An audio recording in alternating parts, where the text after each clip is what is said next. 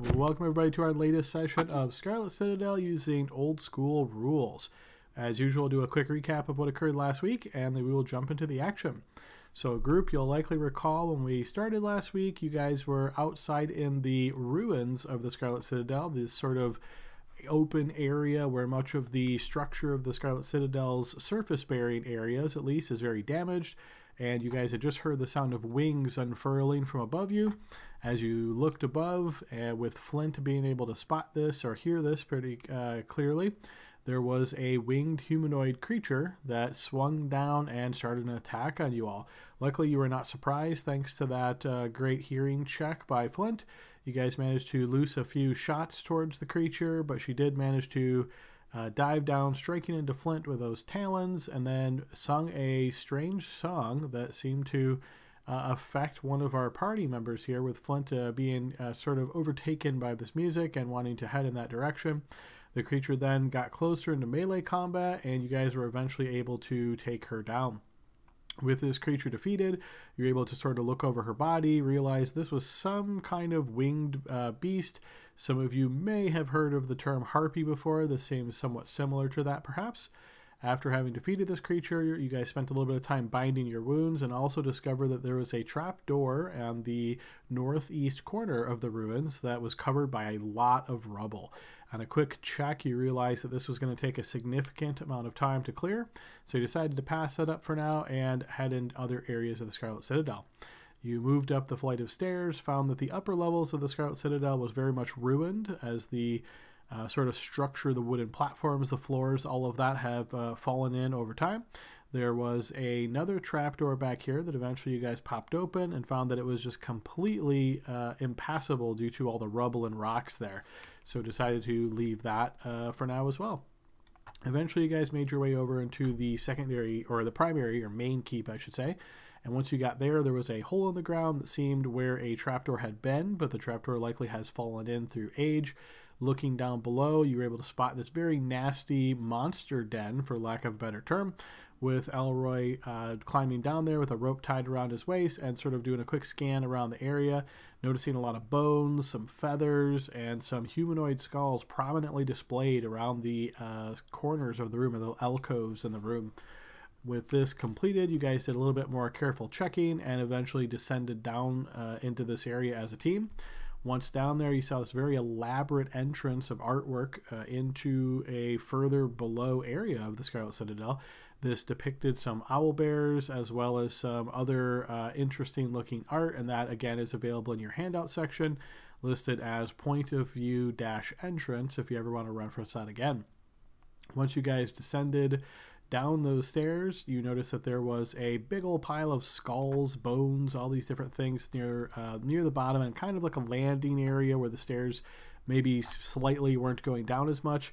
You guys reviewed this very carefully, very carefully, with multiple people thinking there must be something here and checking, and eventually, luckily, one of you guys did make it your check and realized that there was indeed a tripwire in all this mass of bones. So you guys were able to detect this, and it was Flint, I believe, that detected it and then essentially just cut it to prevent it from being an issue.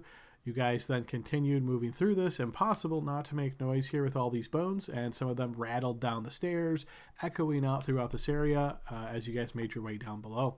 Once there, you saw that there was this sort of landing room. It almost looked very odd, as though there was a desk and chair here, indicating like perhaps some kind of an interview or something like that. There was 2 doors in this room. You guys decided to go through the west one, where you found your second handout, which was point of view oubliette. This is a very horrific scene of body parts, some whole, some in pieces, connected to chains with hooks that are then connected to a chain with a lever here that would allow you to move the chains up or down, and a large hole in the center of the room. As you guys entered, I believe our paladin Wagner used a detection from or detect evil to see if he could spot any kind of source of evil in the room. Did not. So the group kind of started to filter into that room when you could hear a tortured scream coming from the southwest. Wagner quickly approached, thinking that there was someone there that was in need of assistance, and as he got closer, coming around the other way was a fearsome opponent clad in pieces of plate mail armor stitched to its flesh and wielding a massive maul. This opponent laid into the group and was very resilient. You guys had a hard time hitting him. He was able to land some pretty good strikes, particularly one on Locke that really smashed into him and dropped him to the ground. Luckily, Elroy was able to get off a spell, which caused this opponent to drop to the ground, and the team was then able to just tee off on him until he was slain. So this is where we ended off, guys. Is there anything I missed in our recap there that anybody would like to add?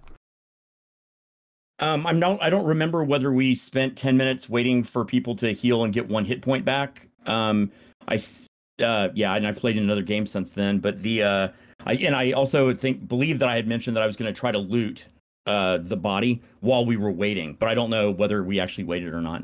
I don't remember. You guys have not waited, as you heard that tortured scream, knowing that someone might be in trouble or danger here. So I think time was. I meant after we dropped the guy.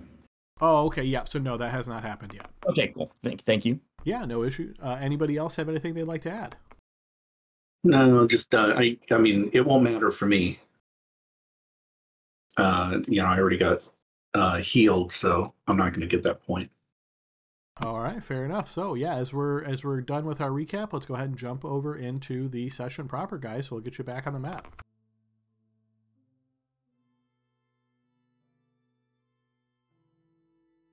All right, team. So you find yourself here in this area, that fearsome opponent at your feet.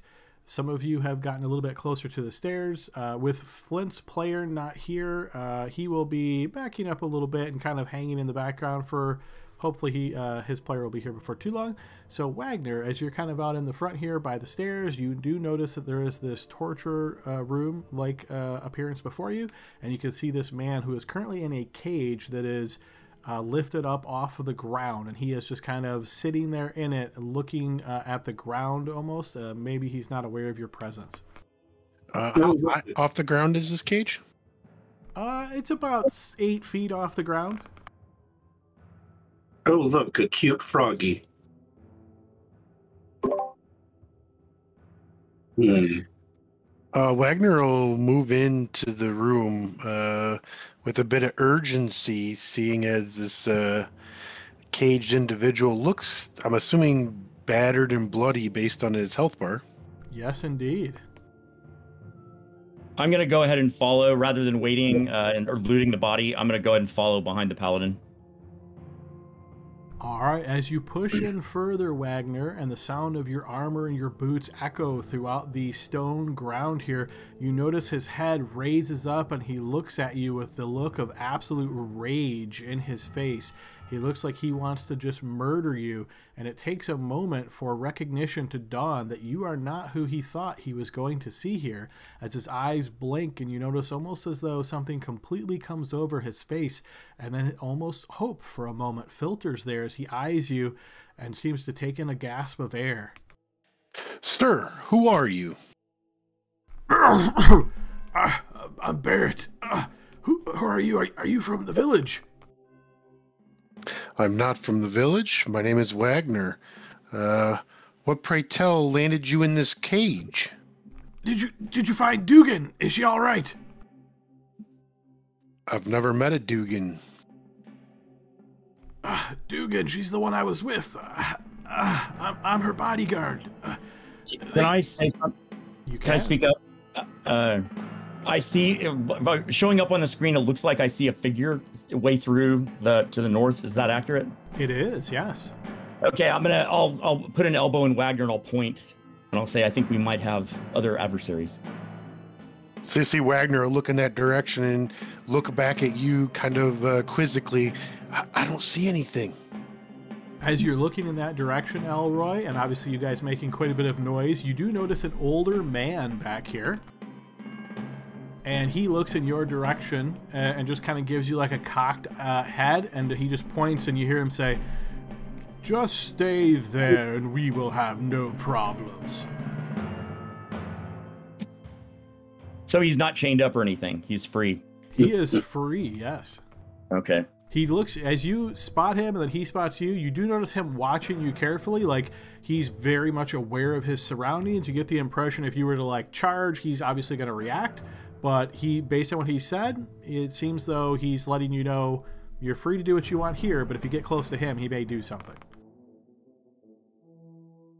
I'll whisper to Wagner. I'll say you might want to use your thing. Yeah, I was just about to do that, trying to remember. So go. So go into spell scripts and or is it ability scripts?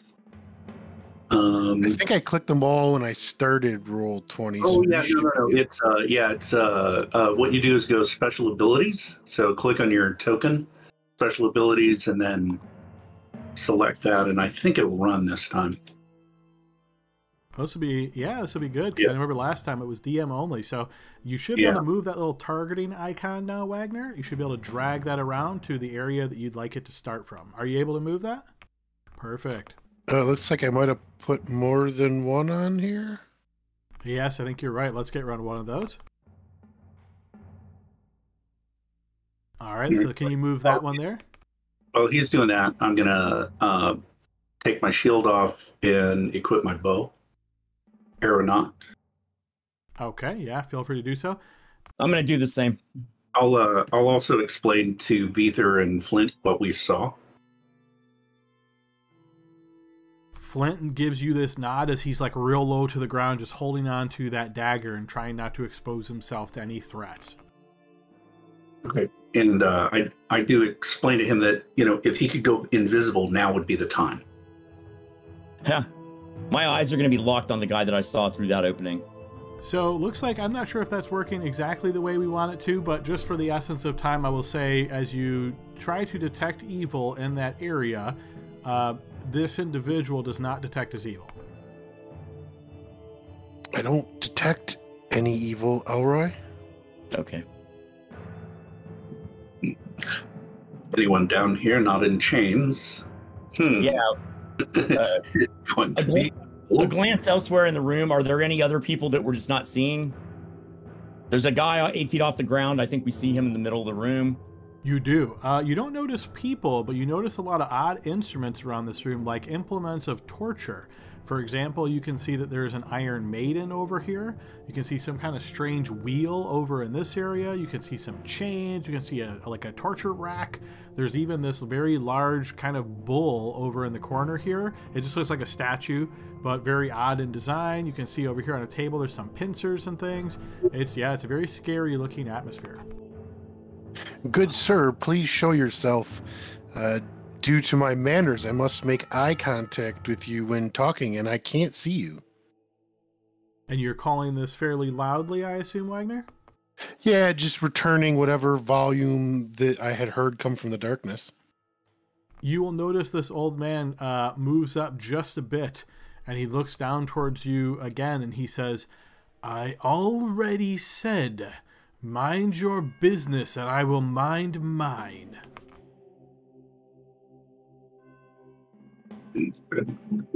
What is his business? Oh, and he disappears from view. He steps away as you can see him kind of backing away, essentially. I'm gonna move. I'm gonna move forward. Spread out. What? Elroy, spread out. All right, I'm moving forward. Should we declare or? Sure. Yeah. Essentially, you're trying to move in like a tactical sense at this point. Yeah, I want to move forward and be able to see where he's gone, and I want to kind of spread out. Where are any statues? So you just want us to move a couple squares? Yeah. If you're just moving like that, I think we're good. You can move. All right, I'll say once you get a little bit closer now, Elroy, the sound again, your armor, you do notice him kind of step back into view now as he looks down towards you, and he's looking very intently as he's watching you get closer. So from this point, if you try to move any further, we will declare. Okay. Did I swap out the bow for my shield and mace for bow? Yep.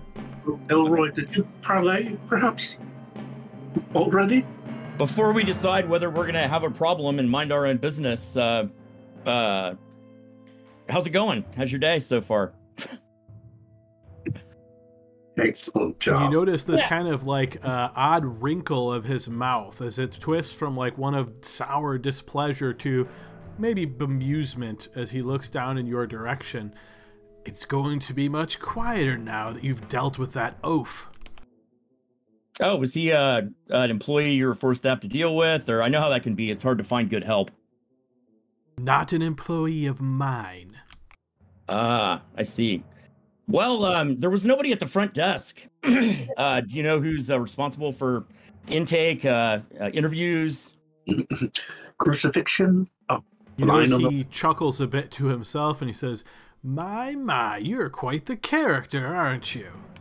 I've been told that. Thank you. We only need to have one understanding. I am not here to cause you any harm, and as long as that is your goal as well, I care not what you do in that room or in any other room. Just stay out of this one. I don't quite trust you well enough to allow you to get close enough to me, especially with weapons drawn. I mean, that seems kind of reasonable. And right now, I have no reason to bother you in the middle of your work. Surveying him, is there anything like ink smudges or kind of any indication of what his work might be? So he's wearing this kind of robe, but you notice it's very bulky. You get the clear indication there's armor underneath this robe and this kind of like strapped cloth on his chest. He's wearing what you might consider like a typical kind of wizard kind of hood, the old gray beard. So yeah, I think images of wizard might be in your head, but the armor, maybe that throws that vision off a little bit. He doesn't have smudges of ink or anything like that on his hands, but you do notice in between watching you, his eyes kind of go to this statue that he is close by, which you can't really quite make out where you're at, but it seems to depict some figure in some kind of a canoe, perhaps. You don't happen to be an archaeologist by any means, are you? I am not. Is that your skill set?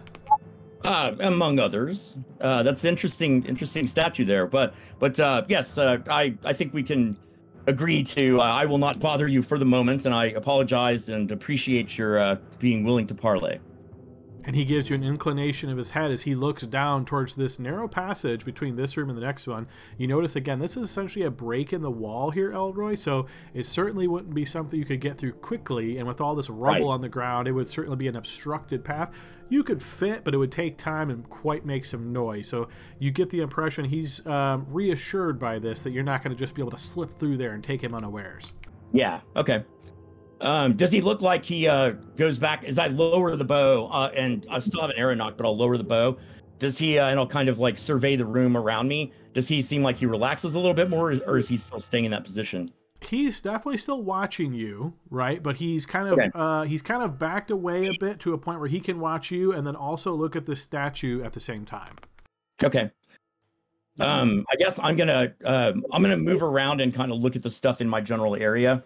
While also continuing to look north. Yeah, Adam, you mentioned a bull? Yes, yeah. So I didn't want to reveal this because usually a token makes people think of some kind of danger, but just so you have the art idea, this is kind of what it looks like. Yeah, just it would make you think of danger, really? No. Yes, of course. So, but this is just artwork, of course. It's just a statue of a bull.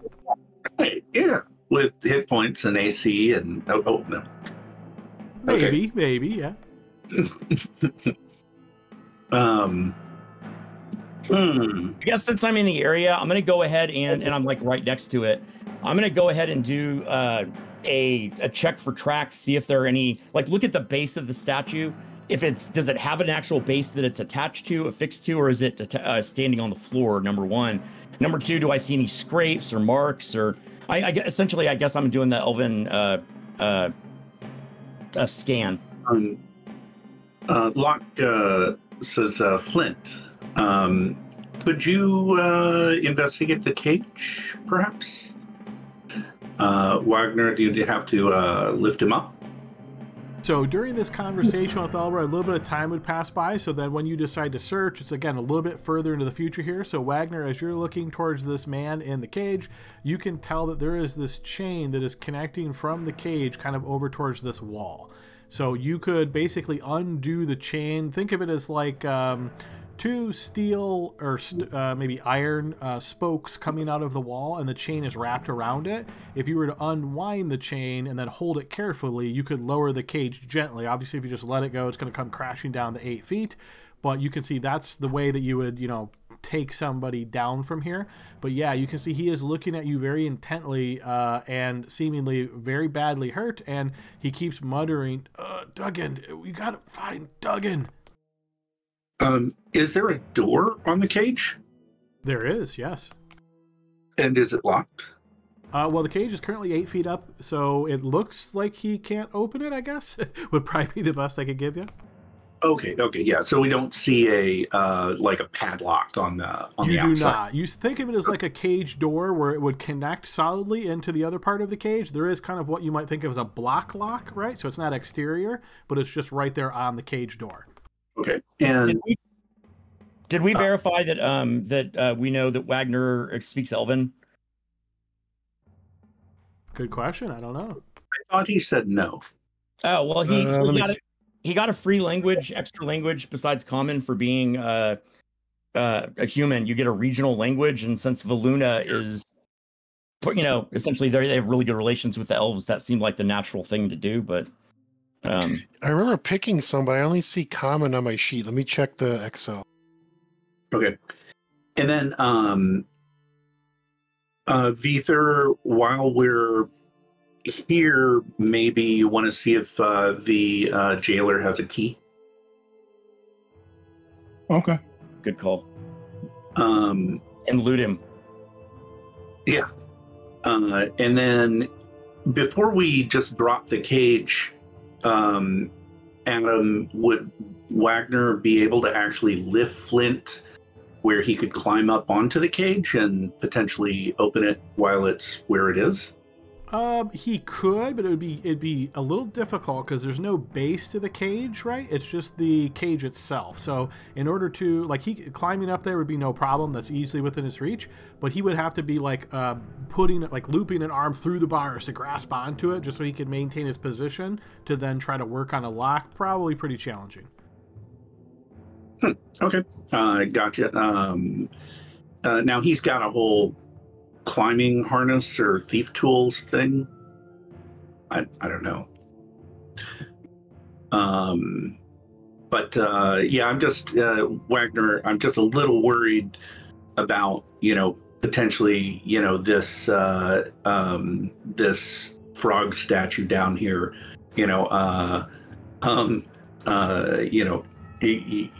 Coming to attack anyone that tries to free someone.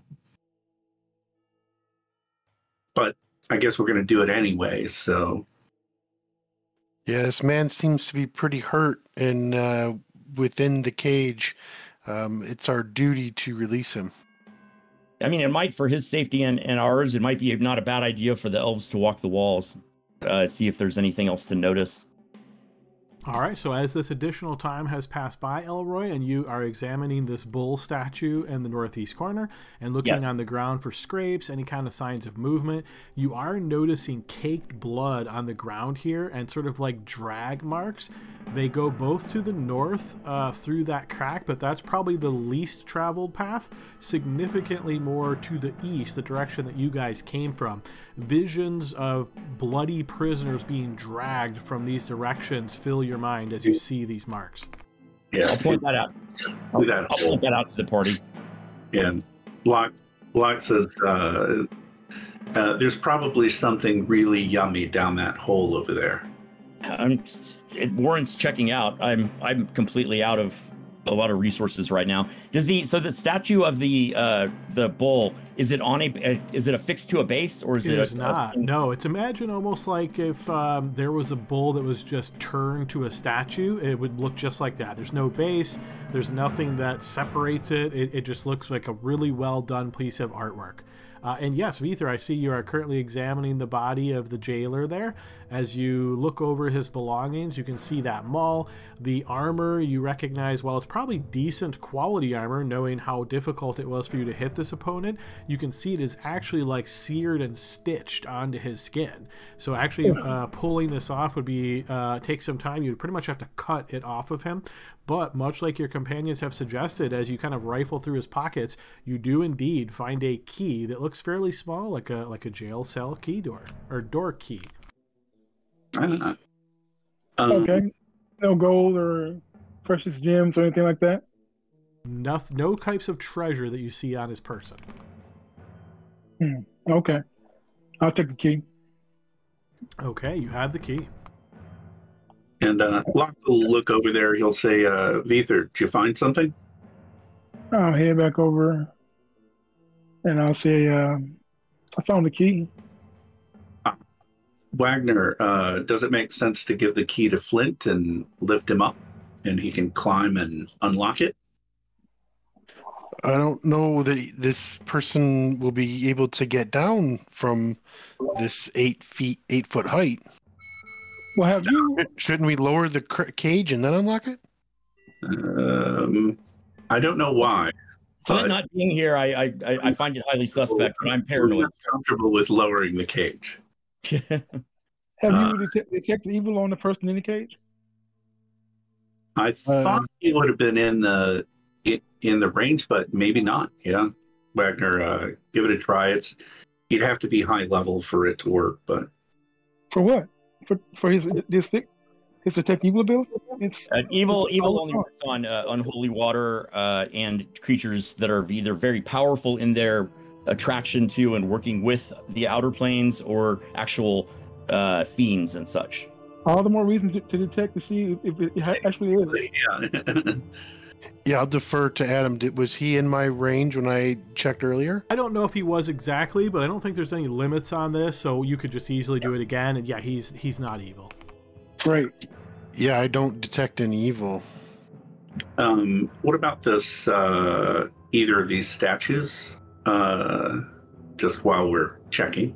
Yeah, I'm going to continue to walk and do the scan of the whole room. I don't know if that makes it more difficult for you, Adam, and I'm sorry if so. No, you're okay. So, and by scan, again, I just want to clarify, this means you're walking around the room, you're carefully inspecting the different parts of the room, you're looking for anything out of the ordinary, that sort of thing, right? Well, scan is just walking around and noticing. It actually takes a minute per 10-foot square. I'm not doing that yet. But yeah, Adam, I think you're correct. He's carefully walking around in exploration mode. All right, yes. Perfect. So while this is occurring and you guys are chatting and Wagner is doing his detect evil and Elroy's making his rounds around the room, Elroy, once you get to about this area and you're scanning around, examining your surroundings, looking at this frog statue here, you feel this almost momentary blast in your mind, and I'll need you to make a saving throw against spell. Nice. All right. Told you I was worried about that one. Yeah. Well, I had to kind of walk right by it. Okay, so this is going to be, wisdom? Yes. Okay, and you'll let me know if it's charm or sleep base. But here we go with spell wisdom save. It is neither of those, so you're good. Oh, and I get a +2 do I get a +2 from the protection? Wagner's not within 10 feet. Damn it. Yes. All right. Good job. So as this vision strikes your mind, you succeed on this save, but the vision is so strong you find yourself disoriented. Your mind is reeling. You see all these visions of a chaotic elements in your mind. All these different sort of, imagine having a dream and you have this sort of vision of the dream, but all of the different pieces of the dream are so fragmented and they're coming at you like 1,000,000 miles an hour. You're having to close your eyes and just hold on to your head to even focus and not fall down. Okay. Sounds like normal for Tom. Yeah, I wobble a lot. Sounds like a schizophrenic break. And that's after you've made the saving throw. I can only imagine you failed it. Yes, and just as a reminder, there's some bad stuff in this module, so just be aware. Yeah, I'm gonna as soon as I can speak, I'll say bad. It's bad. Don't get close to it. Yeah, so imagine, you can certainly speak, and again, as far as exact mechanical effects, if we get into a battle, we'll apply something that sounds reasonable. But for at least while this is occurring to you, imagine, again, like splitting headache, and it's almost as though people are shouting in your ears constantly, and you've got just like the worst migraine, and the light is right on your, like everything that could be bad in a head is you right now. I'm going to head toward Wagner. Yeah. So again, do we want to lift Flint up and have him unlock the door?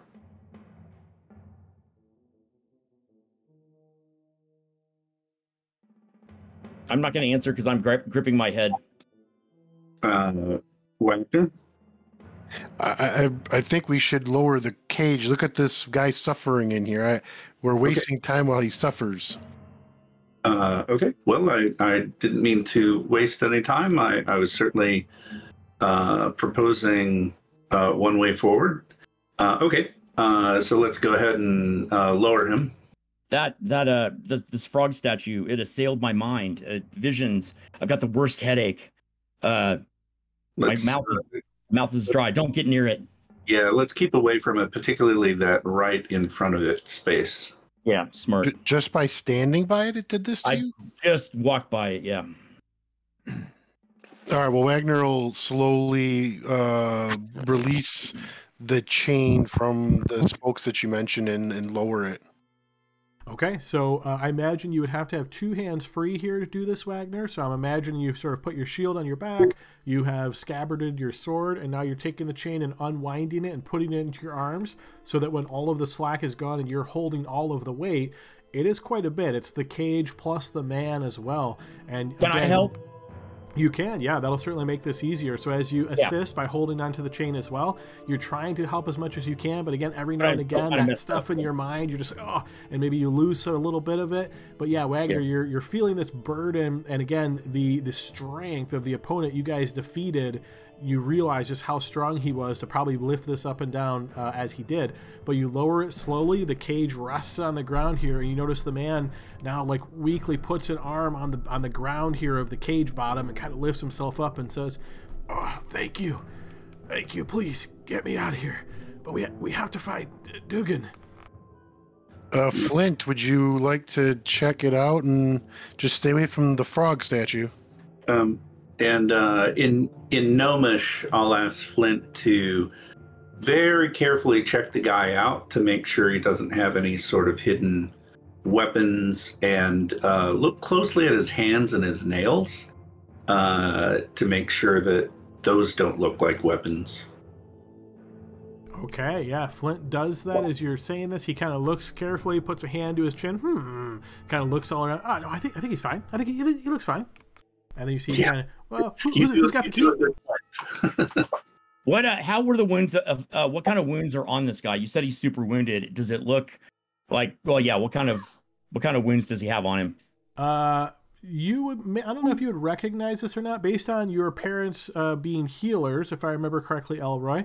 Perhaps you recall a time when somebody came in having been scourged, basically whipped really badly over and over on the back, so it draws blood and just long gashes in their back. You can actually see parts of his cloth tunic that are just torn open and just really crimson red scratches all the way down his back.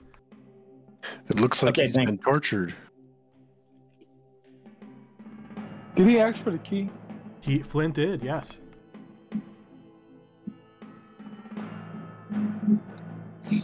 I'll bring it to him. All right, he holds his hand out, and I assume, Vither, you sort of toss it or hand it over to him?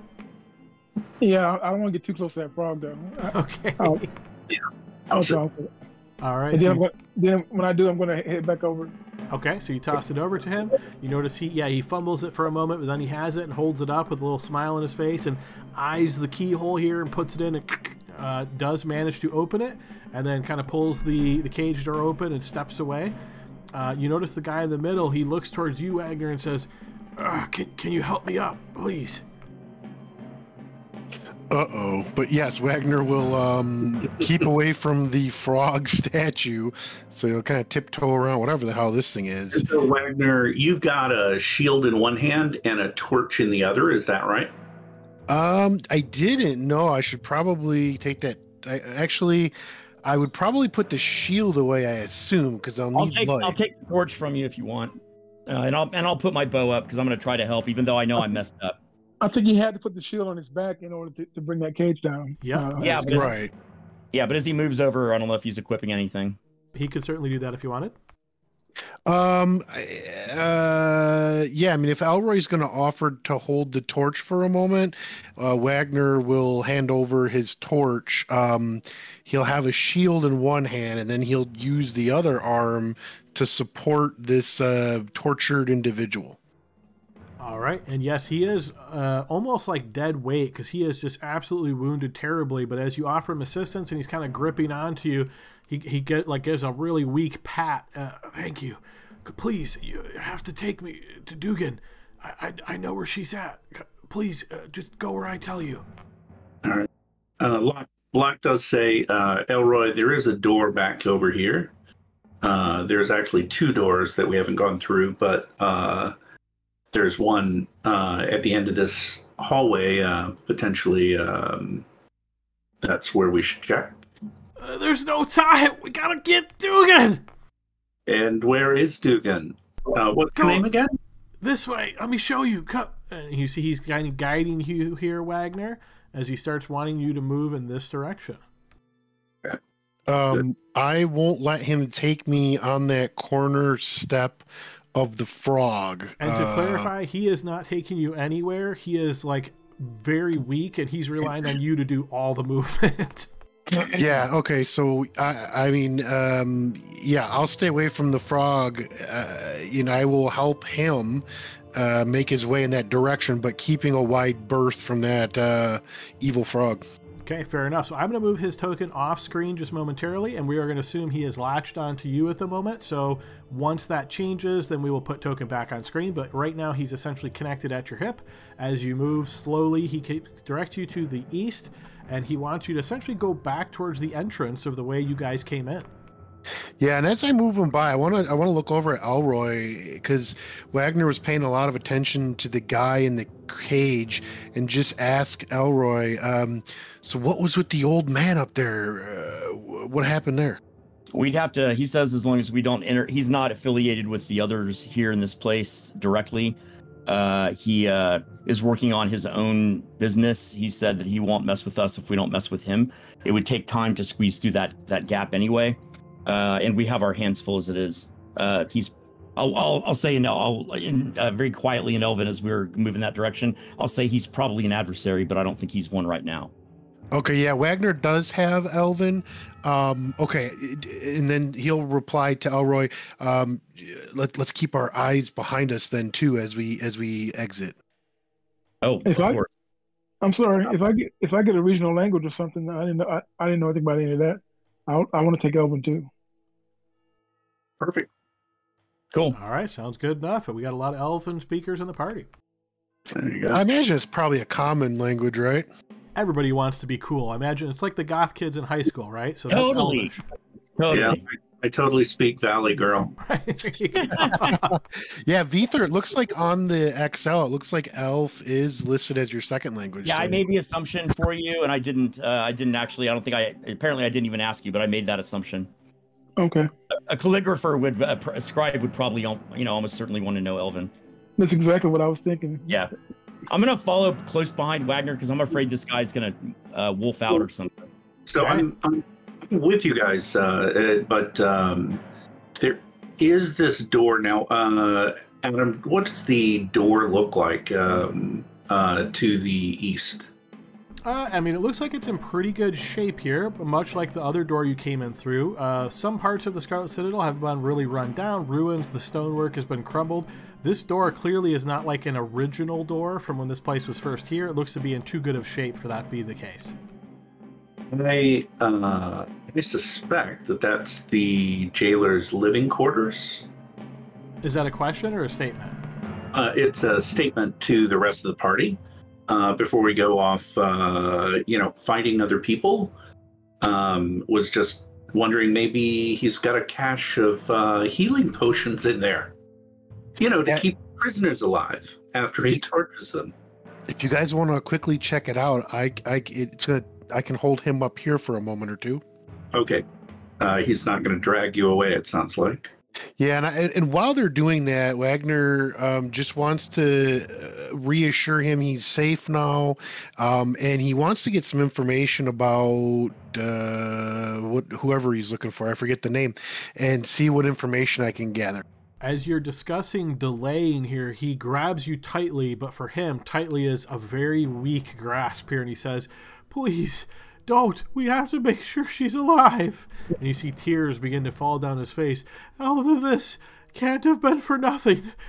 Is she in She the has to pit? be alive. Yeah. Can you- Are you saying she's in the pit or No, where? all I'm asking is she in the pit? Right there. No, she's in a cell. Okay, so to the north then, potentially. I suppose that's okay. All And right. what did this guy say his name was? I'm sorry, I missed that. That's okay. His name, he said, is Barrett. Barrett. And the girl he's looking for is named Dugan. Okay. Thank you. Yeah, absolutely. I checked my sheet. I also have dwarf written down on there. I have elven and dwarf. I wonder. I don't know. You were like a scribe or academic background. I wonder how many they. Yeah, I don't remember how many they. Yeah, I'm a scribe. I believe, according to the rules, humans would get common then one regional language. So I guess between those, unless you made special arrangements with the DM. I don't recall that. So I'll just erase the dwarf. Okay. Okay, easy peasy. All right, yeah. So it seems like he really, again, obviously you don't have to do what he tells you, but he really is trying to get you guys to go this way. Yeah. So it's that northern door. Yeah, I don't really want to do that. How long ago was it that you saw Dugan, and how far are we traveling? We want to help you, but we need more information. This is a very dangerous place, as you know. I know. That's why we have to check on her. It's not too much farther. It's just past another door. Was there other guards other than the jailer, please? And you see he freezes for a moment. I did see this terrifyingly ugly crimson orc. I see. Crimson orc. How many rooms away is this jail that your friend is in? It's just past that other door from the main entrance. Did you see any other prisoners there? Yes, there was a little guy. I don't know if he's still alive, though. Yeah, out of game, I think that might be our next player, so maybe we should head this way. Yeah. Okay. Well, we'll let the paladin lead us ahead. Did he answer the question as far as like how long it's been since he saw Dugan? You see he kind of scrambles his mind trying to figure this out exactly. I don't know, an hour or something? Okay. All right, let's go save Dugan, and we will come back to this room. All right, you can continue heading to your northeast if you're following his path. Yes, he wants to take you through that open door, back to the main room, and then to the north. Clearly staying away from the pit. Yeah. Yeah. Do you want the torch back, or I guess you can't carry it? I'll stay behind you with the torch and mace. And I know we've got like a light source on the ground here. I think someone set one down. Is everybody good with their sources? Can I move that? Entry. It was me. I need to pick it back up. That's my Okay. Yeah, you can remove it. I had already done that, but that's my lamp. All right, no worries. I'm just going to move you there and take off this guy. Yeah. I'm going to stay in Elven to lock. Actually, I'll stay in Knowlish to lock. I'll say I'm out of spells, buddy. It's I'm just a ranger now. Yeah, I've got one, and then 2 to drop the guy. I think. Can you make sure Wagner doesn't charge up in there, and that we draw him out so I can drop him? Yeah, we need to check the door and stuff first. Have we checked it for? Oh, you want me to check the door? I can check the door. Yeah, Flint, if you want to take a look at it. Everybody kind of hold it down, be quiet. Hold on, let me get positioned here, and let me check some ranges. Yeah. I'm gonna mutter. You guys need to move out of that area there. Oh, who? All of us? Yeah, I would say so. I'm gonna position where I can kind of make sure I don't get charged with the table there. Yeah, gotcha.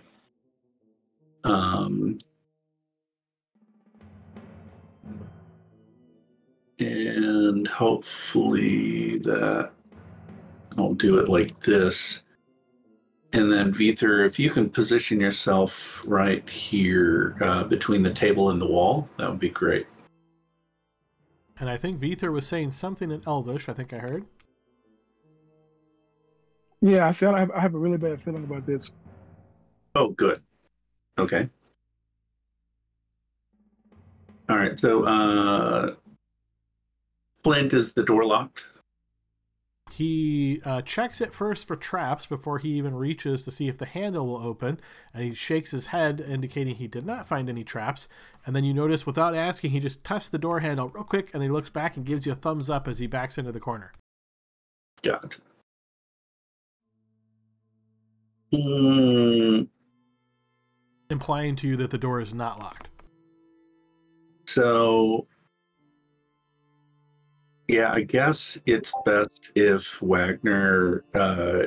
So, Elroy doesn't really matter about your resistance, but your hit dice could cause a problem. Yeah, that's why I need to stay back. Yeah. So Wagner, we're gonna look for you to Why open. don't you want to sit the guy down in the chair for the moment? Oh yeah. Yeah, sure. What are we accomplishing here? What are we doing? So what? You're gonna open the door. If somebody really bad shows up, then I'm gonna use, and I'll say this in Elven. I'm using a sleep spell on him. Aha! So for get out of the way. All right, got it. Yeah. So, but you do want to, get the door open, and hey, if you go to sleep too, no harm, no foul. We will wake you up.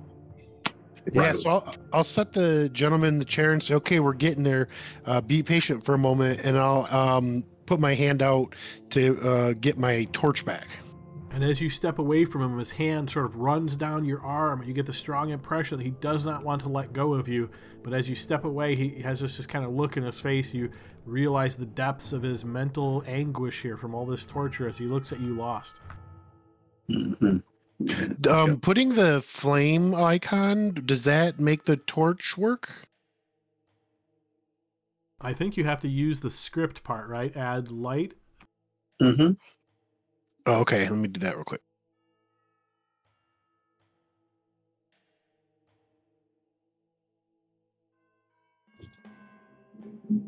Yeah. If there was a way to hold the well, I guess I won't say anything. I'm looking for it. Add light. While he's kind of messing around with his torch, like in Elven, I'll be like, Elroy, does that guy have anything in his hands? It was a weird where, his arm hit Wagner that way. Was there anything unusual as I was watching the dude Barrett being carried? Does he have open hands? Everything you've seen displayed before you is this guy is crushed mentally and just absolutely demoralized. You see no signs of threat. You see, even Loxane look at his fingers. Maybe there's some kind of claws or something, something like that. Nothing strikes you as out of the ordinary besides a completely crushed and destroyed man. Okay. And good, Wagner. So you've got Wagner. You found it on the player menu under actions. Yes. Yeah. Okay. Good. Yeah. So he'll light it up and open the door. I see a hallway, and I'll look to Barrett. Where is this jail cell? And he weakly points to the north as his arm trembles and shakes. Stay here. Hold on. Stay here. That's fine. All right, Wagner. After you, Elroy. You want to go bow? Yeah, I'm going bow, and I'm gonna back up. I'll follow behind Wagner. I don't want to let him out of my sight, if possible. Yeah, and I'll say back in Elven, I'm gonna try to track whatever and get back here. Okay. Still want eyes on you. Are these jail cells that I'm seeing? Oh, They looks like they are. yes. As you approach, you notice the chamber contains 6 cells closed off by iron bars with locked doors. Some have damp, mildewed, bug-infested straw heaped in a corner, while others are fitted with wrist and ankle shackles anchored to the walls. The cells are each large enough to hold several prisoners, and at least one is occupied, based on the grunt or prayer, perhaps, that you hear. Yeah. My name is Wagner. I'm looking for Dugan. Great. Yeah. Keep an eye to the left. Yeah, I'm keeping an eye to the west with Aeronaut.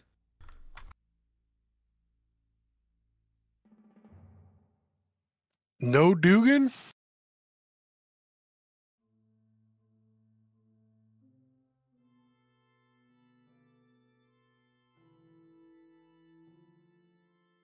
All right, Wagner, as you step up through these bars to your west, you notice a figure sitting here contemplatively in prayer.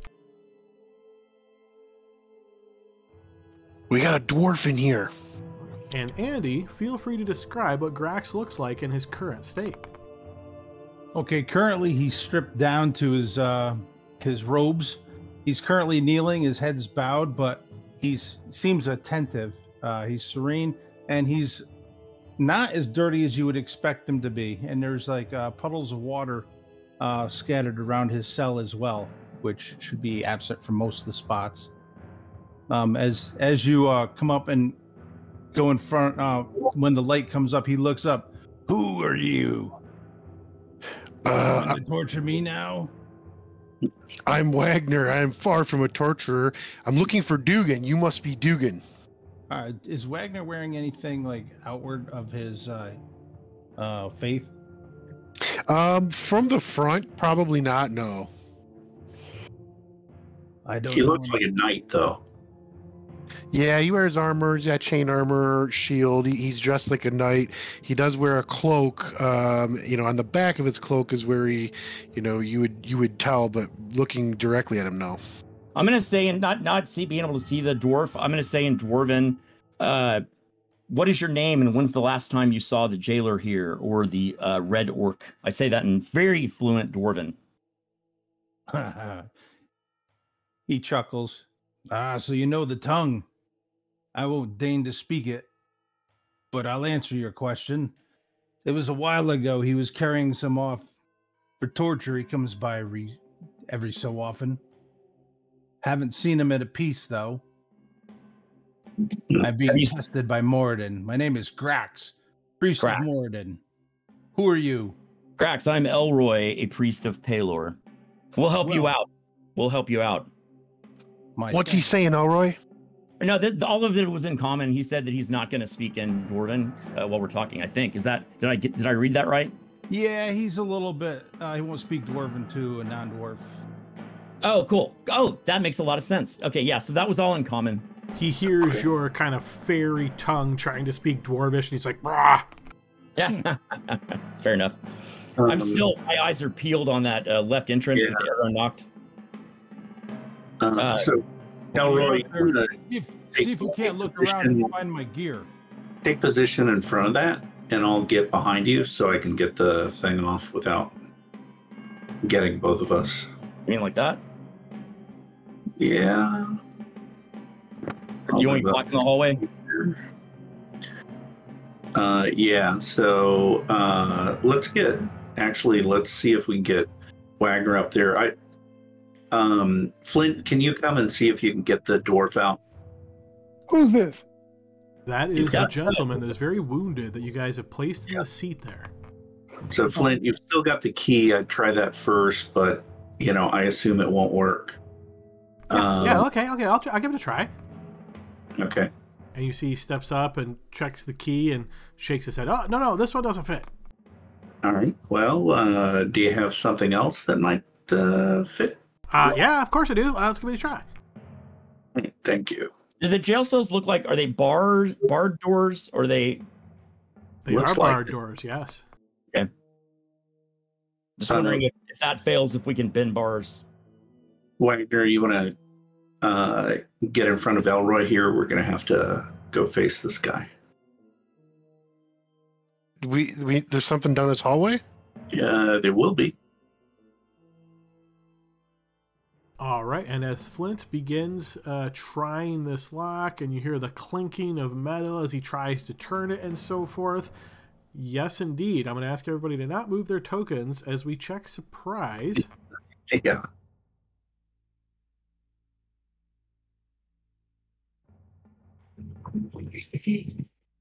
All right, now I want to make sure I'm getting these numbers again right. So you guys' surprise chance is the lower value because of the Ranger. 17, right? Yeah. Yes. Okay. And then I think the rest is all static. Yeah. All right, so you guys are not surprised. The monster is not surprised. So what triggers this event is coming around the corner in a bowling move as he's just charging down. You spot a crimson-tusked orc as he is rushing towards you with a morning star in hand. Okay, And so we start the initiative tracker. There we go. Add the declare step, and then I'm going to ask everybody to declare. Sounds good. Is the door still locked to my cage? It is. You notice Flint trying to unlock this, but he is not seemingly successful. Declaration, I'll yell, Wagner charge. Elroy, stay where you are. I'm shooting him. Yeah. All right. And so I'll declare here. Declare.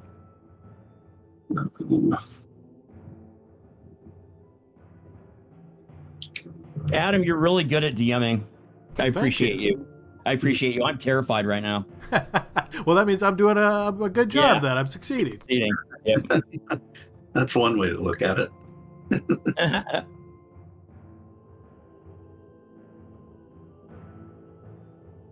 All right. See, I've got one. And oh, yes. And we haven't, I don't think this will be the first time Andy's ever done a declaration. So, Andy, what you're going to do is click on your token.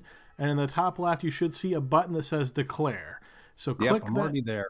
Okay, perfect. And then with the action that you specified, I'm thinking that's probably going to fall under Move. other activity, would be my guess. It's kind of miscellaneous. All right.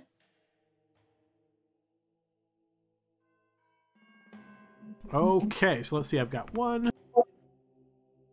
And just a quick question, as we're going through declare, does this guy look like he's wearing plate mail as well? It looks like super plate, in fact, like even better than the other guy.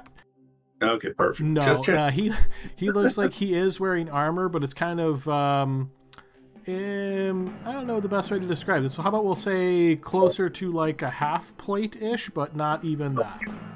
Okay, gotcha. All right, I think I've got everybody. Let's see. All right, so if I've got everybody, we've got declared. We're going to roll for initiative. Am I doing it? Yeah, go ahead. Nice. Oh, yeah. The luck continues. And if the dude's charging, I get to shoot first. That's awesome. Yeah. Oh, he is. However, Wagner and Viether move first. So Wagner, you declared a charge, so go ahead. So I'm gonna set the lantern down, pull the longsword out, and charge. Drop it. Yeah, so you drop the lantern. Doesn't really matter too much, but you can still pull your sword and charge. So you're good. But you can't do any other action when you're charging other than something really free. Now I will say, Adam, Elroy will get his shots immediately. So he gets to shoot even before Wagner charges? Correct, yeah. And I've got that fixed in the new declare, but the main thing is anyone that's charging, if this bad guy's charging, Elroy's going to get his shots first. Okay, fair enough. So Elroy, go ahead and take your shot. Okay.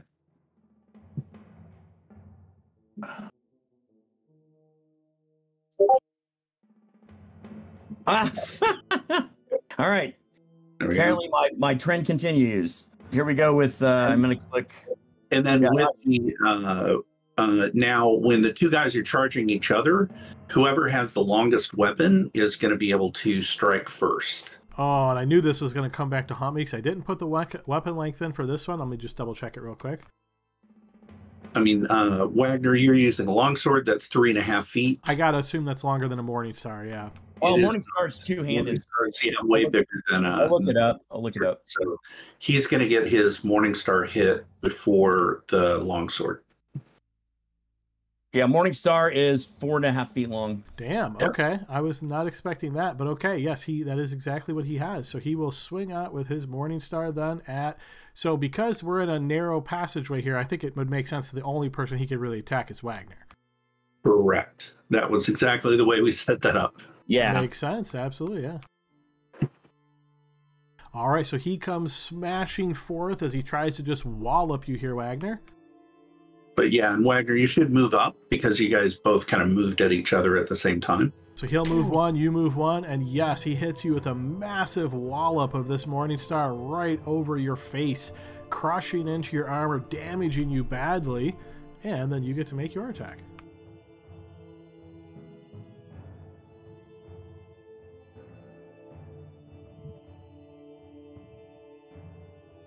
It's always good when the DM starts with a nat 20 on his attack roll. Exactly. All right, so Wagner, your charge is going to miss. Yes, oh my God. As the Crimson Orc has dealt the first bloody blow, and we move to Vether. All right, I want to move. I'm not sure how far I can move from here. Because he's already done his thing, you can move your full movement, I would guess. There's not going to be any other things that are going to intersperse in there. Got a timed activity at one segment, and we did win initiative, so I think, yeah, if he moves there, that's fine. Oh, okay, I'm sorry. So you're doing a one segment deal. Okay. Yeah. So he's moved a segment worth of movement, and then we would skip Vether's turn. Scar's already done his thing, and then you're one segment. Okay, very good. So let's see here. I wonder if I put this over here, because then I can use the deal. I don't see it. So, yeah. So I don't think I can do the set AOE. But let me just give it a try and see if this is going to work. But I assume. So set AOE here. Okay, there it is.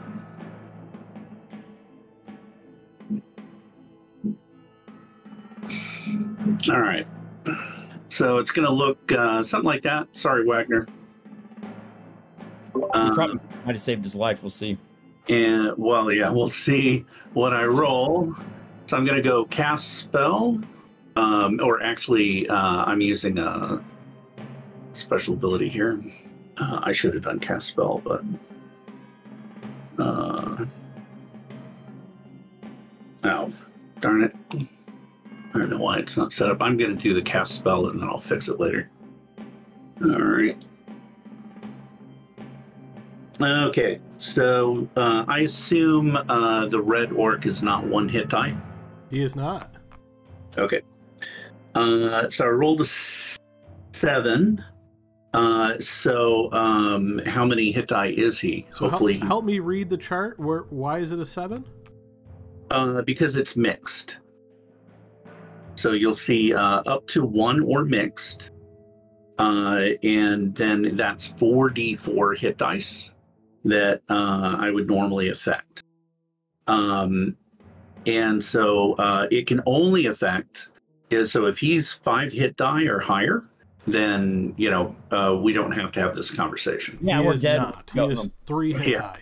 Okay. So if he's 3 hit die, then both he and Wagner are going to go to sleep, unless he's immune, and that might be.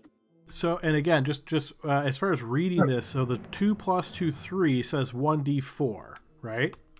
Correct, but because there is a mixed number of different hit die creatures in the area of effect, you'll see that if we pull up the actual spell, I can pull this up real quick. Here. Sleep spell is like the spell for magic users, in this edition. So it's super effective. Yeah, it seems like it's beneficial to have mixed. Okay, interesting. Yeah, So I thought it was 2 to 8, and then that 2 to 16 was only if they're 0 levels. So it looks like on the way this is worded, if you were to cast sleep just on this guy, you would affect 1d2. But if there was 2 3-hit dice and then you threw in like a 1-hit die, because it's mixed, it actually gets stronger. So that's an interesting way of doing it. But yeah, that looks like it'll definitely work. So it does, but it also opens you up where it's the lowest hit die gets affected first.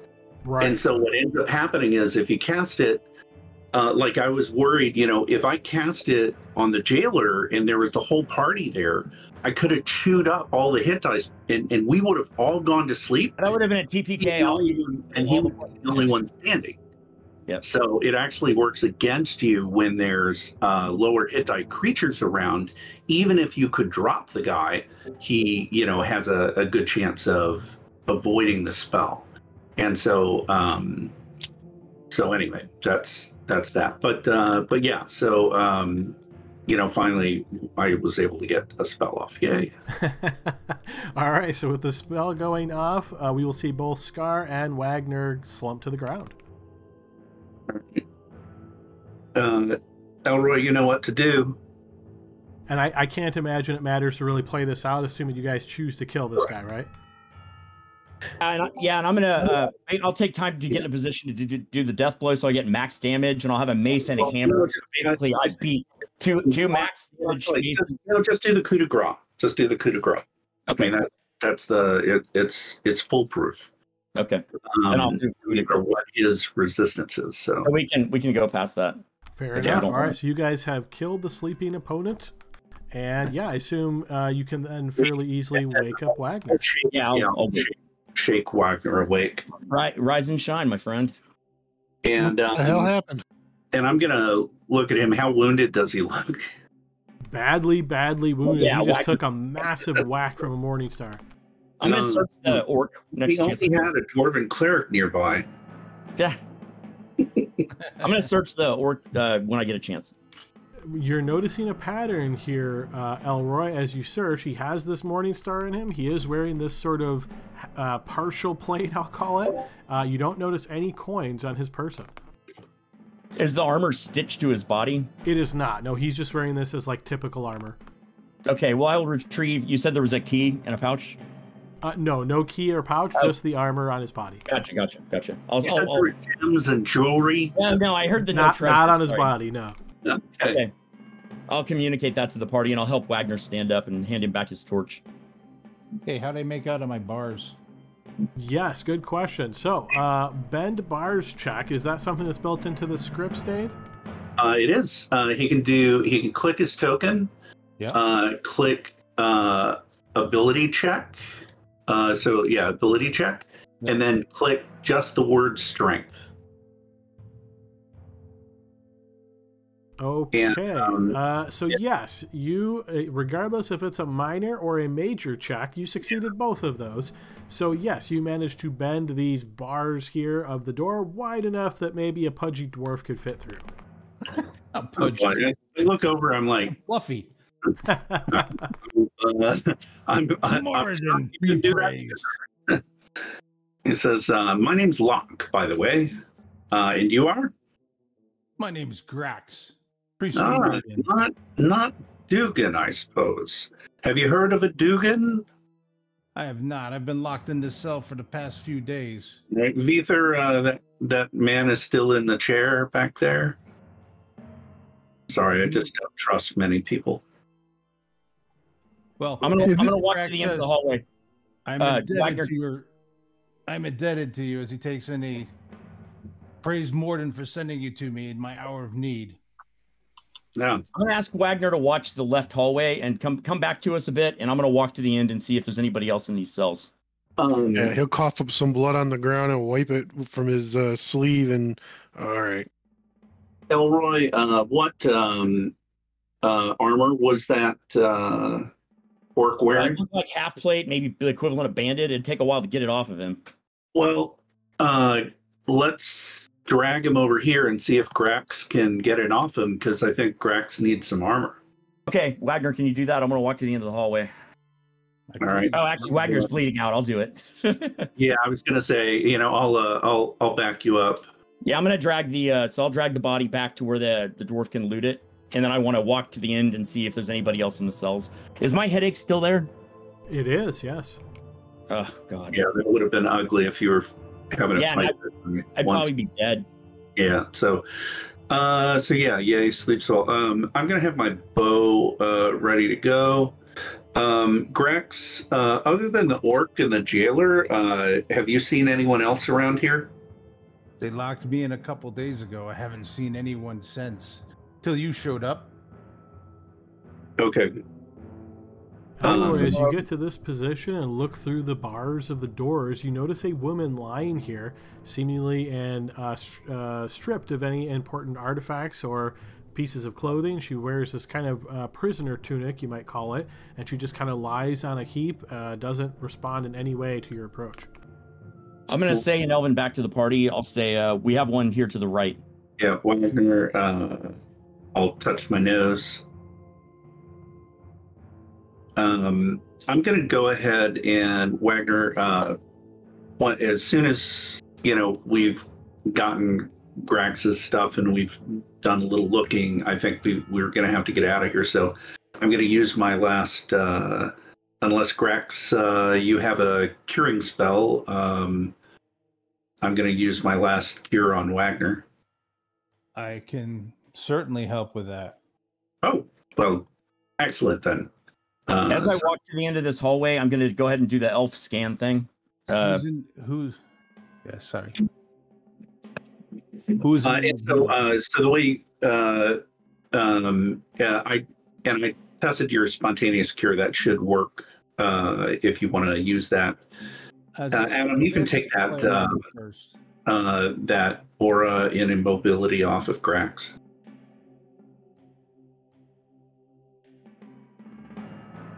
It's off the GM menu. Yep. Yeah, thank you. All right, who am I targeting? Wagner, you want to move up to Grax?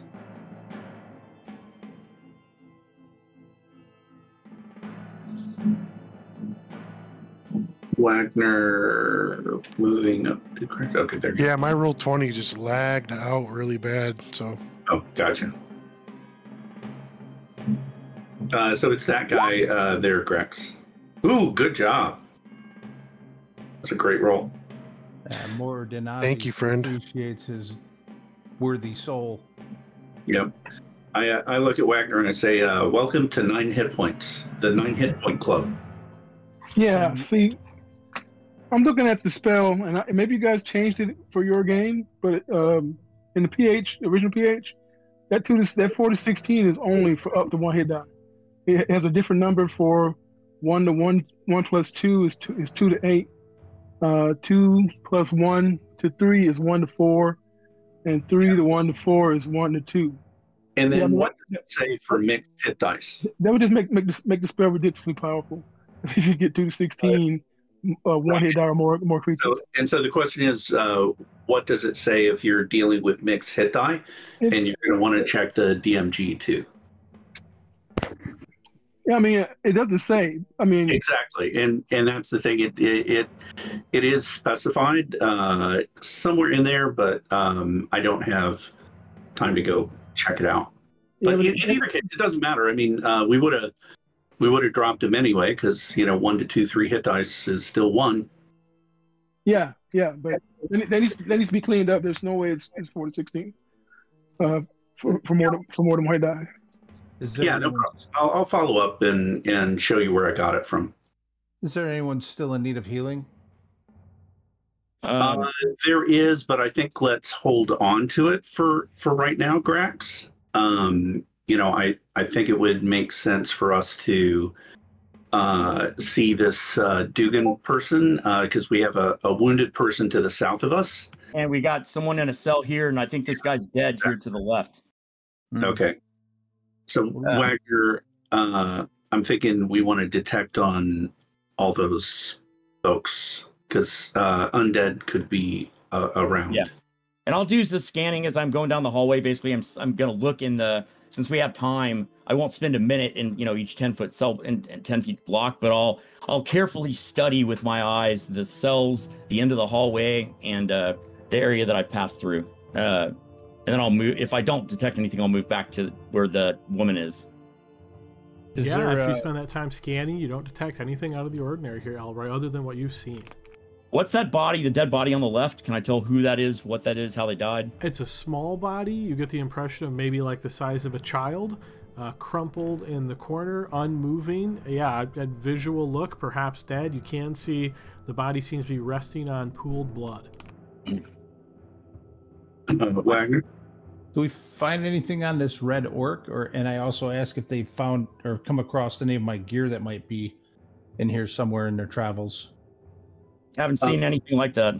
Yeah, I haven't, but Grax, you may want to arm yourself with what the orc has, if that's possible for you. Well, I can certainly carry a Morning Star. I got a hammer you can use. I assume that's appropriate. That would be a blessing from Moradin himself. There you go. Perfect. I'll move back and hand him my my trusty hammer. My thing. Yes, so on the Crimson Orc, you find that Morning Star, and then he has this armor. It doesn't neatly fit into any of the categories. Obviously, it has a listed AC value, but it's not really banded mail. It's, like I say, think of it as almost like quarter plate. I think, Wagner, you're going to have to come up where I'm at. Would it fit me, Adam? No, it's quite large. This guy's like as big as you can get before you become large size. So unfortunately, you'd be like dressing it. Sorry, Grax. Moradin will provide. I don't know if this guy's dead in the cell. He looks dead, but it looks like it possibly is a child, maybe. Well, if they're locked, well, let's have Wagner check the copy that. The woman here first. Wagner, anything? I don't know. I clicked it and I'm not sure what it's doing. I don't know if it's just lagging out on my end. Yeah, no problem. We can just delete some of those. So you're attempting here, Wagner, to detect evil in this area, then kind of look through the cells? Yeah. All right, you spend a bit of time doing that in this area, then looking, kind of rotating your vision as you look into each of the cells, and no, you do not detect any evil. All good, boys. Maybe this guy's not undead then. That's and the body up to the cell to the north. Did he detect that? Adam? Not so far, but he could certainly step up there if you wish to. Yeah, I'll hit all the rooms. Yes, Okay. You do not detect evil on the body or on the other room. Okay, good. So, all right, Flint, you want to see if you can get the cell open to the woman here? No, Yes, he will attempt to do that. So he will approach and kind of push Wagner out of the way as he examines this area and tries to open it. He is successful, but this is going to take him a period of time. So he's kind of working on this lock and seems very excited as he's making progress. All right. I'm going to keep an eye on this body.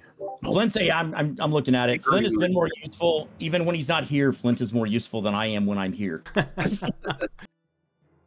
Yes, ultimately he is able to open the locked door and kind of make his way in a little bit, and he just nods down towards the woman. The way this is set up, because it's trying to give you partial vision, if anybody wants to enter this cell, let me know and I can slide you in.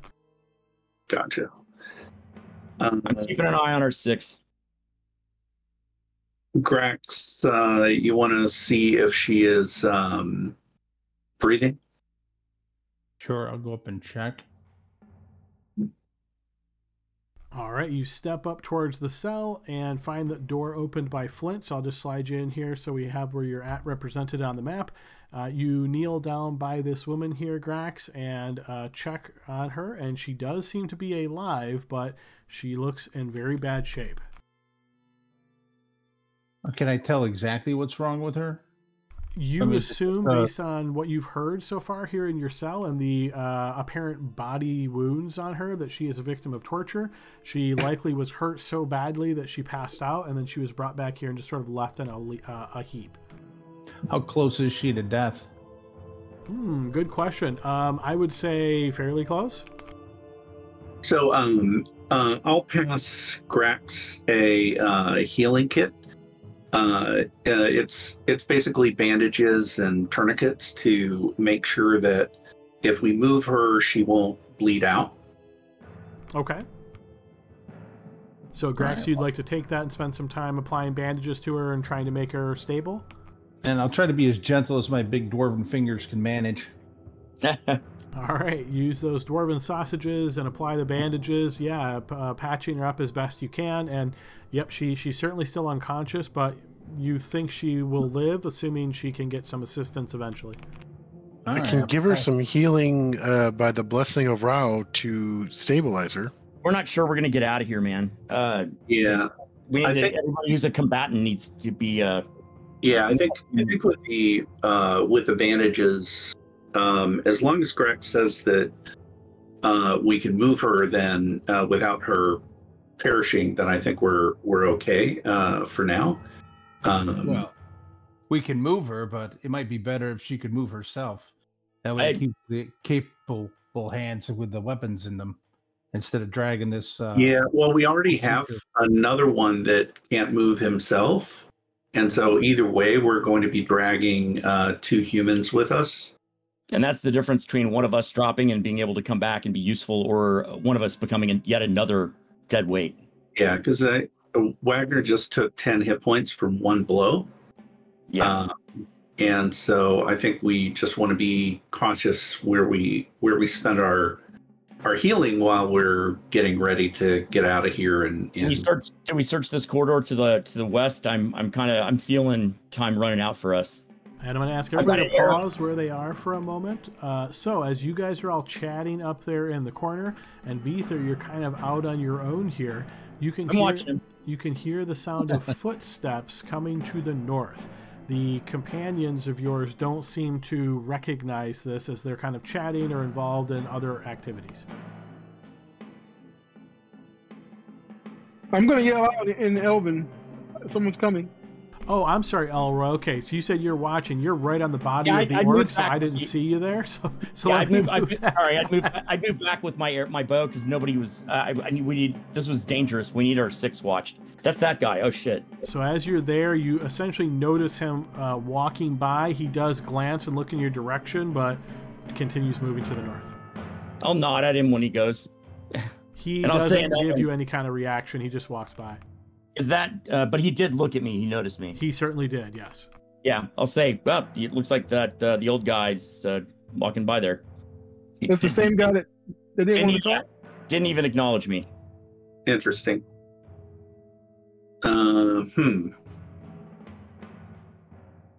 Well, what do you guys think? Again, we've got,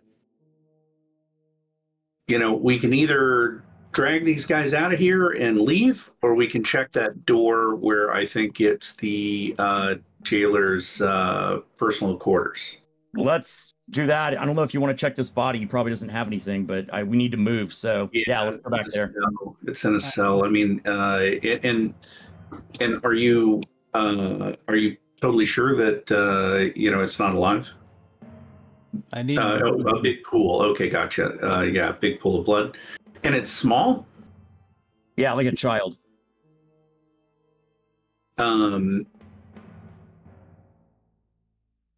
And I can't use my boar spear and try to pull him back if he's got any clothes on. But again, I'm totally watching to the west and south. Aeronaut. So Adam, I will go ahead and along with our friend Elroy, I think we're going to go ahead and do a scan of this area. So you did notice a bit time ago, Locke, that Elroy did just that. He sort of walked the entire perimeter, scanning the area. Did not indicate that he found anything out of the ordinary. Would you like to do a second scan? I would, and yeah, I would. All right. Just smart to do. All right, you spend a bit more time as you walk the perimeter here, looking around for anything out of the ordinary. And much like Elroy, no, you don't find anything that sticks out to you other than what you've spotted already. Okay, and then is the child or halfling wearing anything? Yes, wearing clothes. You can see kind of like the tunic again, very small body shape. Prisoner clothes would be your best bet. All right, Flint. Let's see if we can get this open. All right, Flint will pop out, seeing that the woman has been taken care of, and pop up out to here and try to unlock it. You notice he tries for a bit of time and then gets frustrated and kind of just shakes his hands. I can't get it. Yeah, crap. All right, I'll try to do a bent bars. Elroy, can I borrow your crowbar?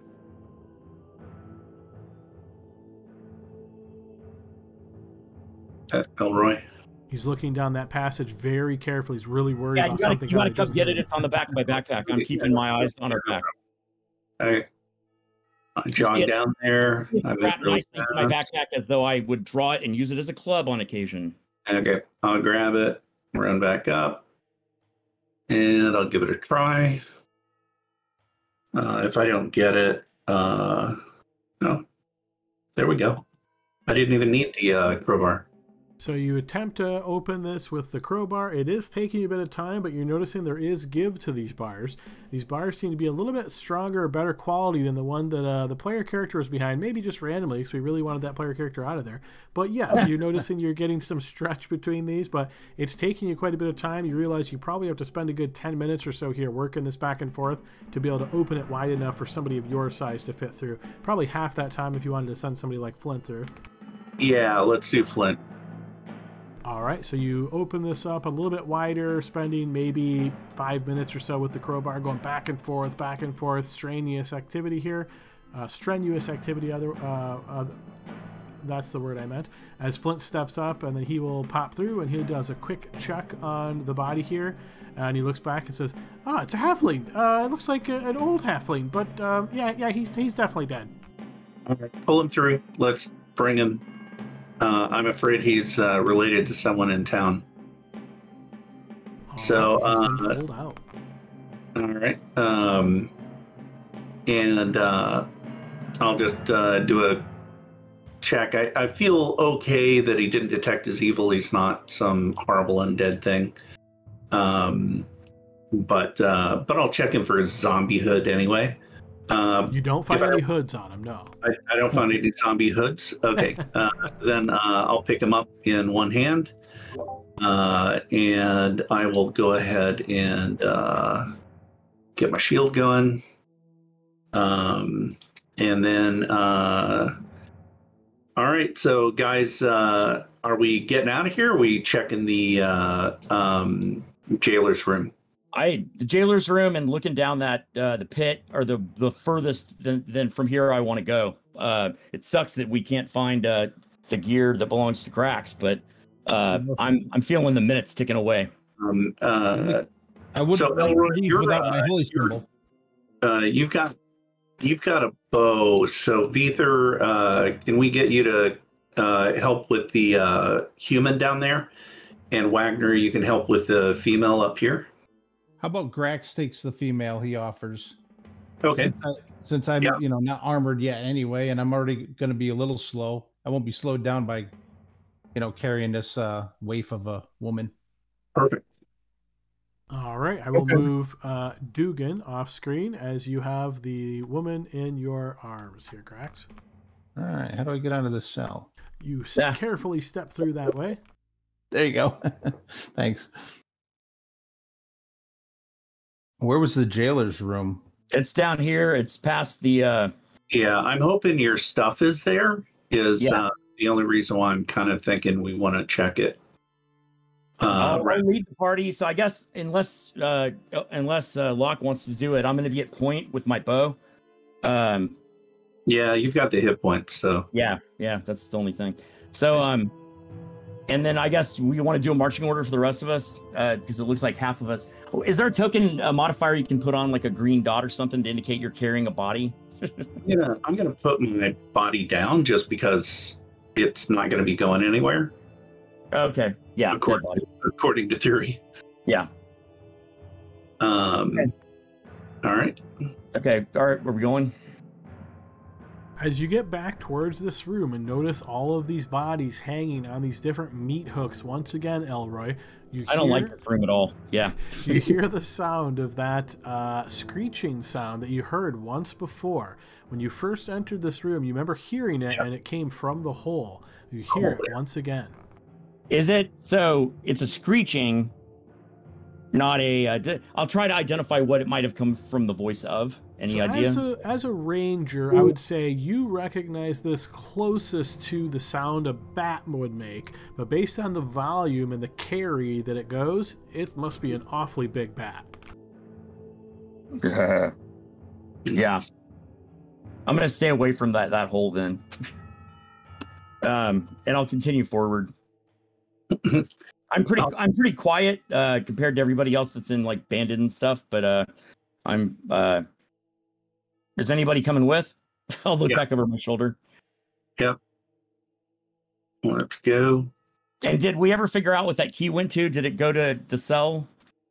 It went to the cage that your friend Barrett was in. Gotcha. Who's got it? We need to make sure it's with us in case it's needed. Let's got it.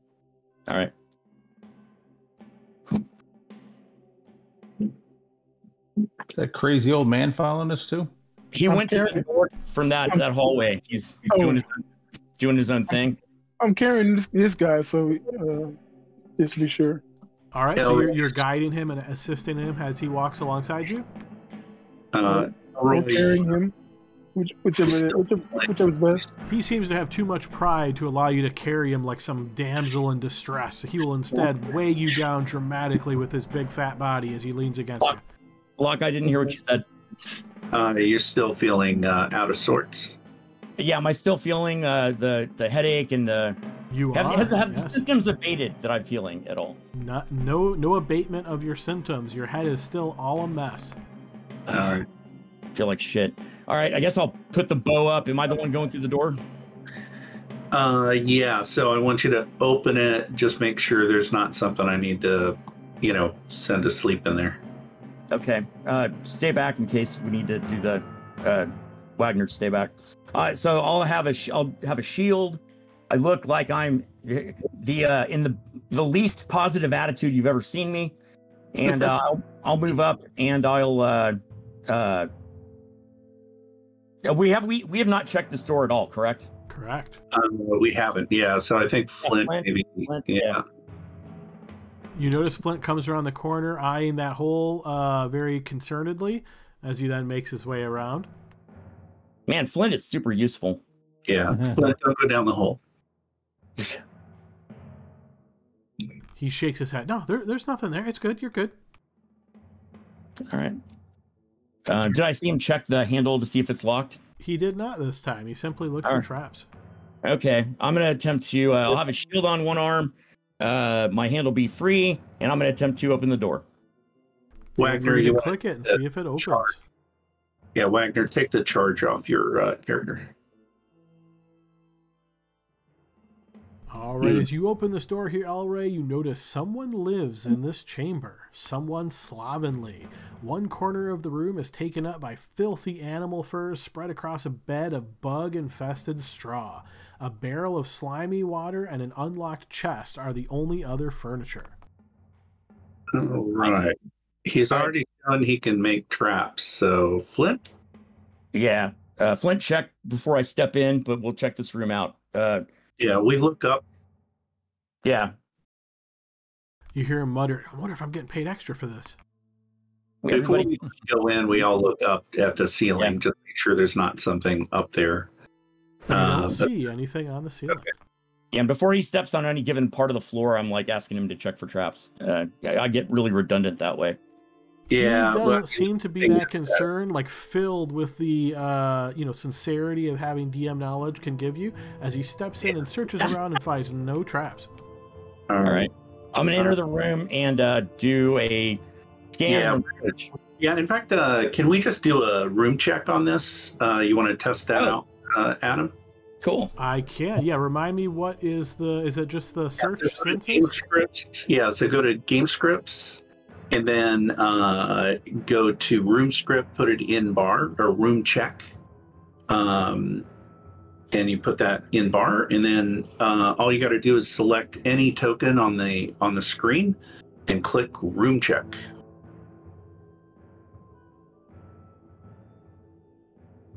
Number of doors. Okay. So if there's a secret door in here, you can put 1. We won't see it in either case.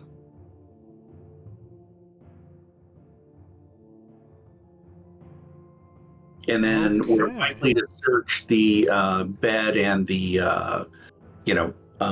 like the probably that area around the chest, and then the barrel or what have you. Hopefully my gear is in there. May the gods bless us. All right, so you guys spend some time here scanning around, searching around, checking the room for anything out of the ordinary, anything dangerous, other than all of the maggots and bugs inside of the furs, which is quite disgusting. No, Gross. You don't see anything else other than this closed chest. Okay, so Flint, it's find traps time. Is there any way to tell who lives in this room? Is it definitely the jailer by the size of the body shape on the rug or on the bear stand? Maybe 2 people? I think it would be challenging to determine that, but I would say, based on the appearance of the jailer, this fits the motif. I can give you that much. Gotcha. Thank you. Yeah, all right. So, yes, Flint searches for traps and once again shakes his head. No. You're good. As he carefully goes to the back, far away from any trap. So I'll use my spear and see. Do I think I can flip it open with a spear? You're not sure if it's locked or not. Assuming it's not locked, yeah, you should be able to. Was it locked? You described it as unlocked. Okay, yeah. I didn't check. Okay, yeah, I thought it was described as unlocked. I'm going to attempt to, from where I'm standing, or move into a position to where I'm far enough away from it to where I won't immediately die, and I'll try to open it with a spear. It is indeed unlocked, yeah. So you open the chest, and you notice as you're peeking in there, a bunch of body parts, fingers, toes, ears, noses, patches of flesh, eyes, scalps, teeth. It looks like they've been crudely preserved in some kind of smoke. You also notice locks of hair, some odd rings, some lockets, some shiny buttons, a few talismans, some odd-looking coins. You can see a pair of gloves, even a few holy symbols. In addition, you notice one part of this, there is like stuff stacked all on top of it, and you notice what appears to be gear of dwarven make. Okay, let's have Flint take one more look, and then we're going to start emptying this thing out with gloves on. And can you check the inside of this trap for anything, or the chest for anything? Gramps, were you traveling with a bunch of body parts then? Is that... No. Oh, okay. Okay, so these are not yours. I think I have all mine, but not all my companions. He says grimly. Uh-oh. So if Flint is taking a look on the inside to make sure there's no more booby traps, because we know they booby trap stuff, then and he indicates he has not discovered any additional traps. Okay, then I guess I'm going to attempt to I'm going to put gloves on. I think I normally wear gauntlets. Actually, the gauntlets are fine. I'll start pulling out stuff for the dwarf to go through.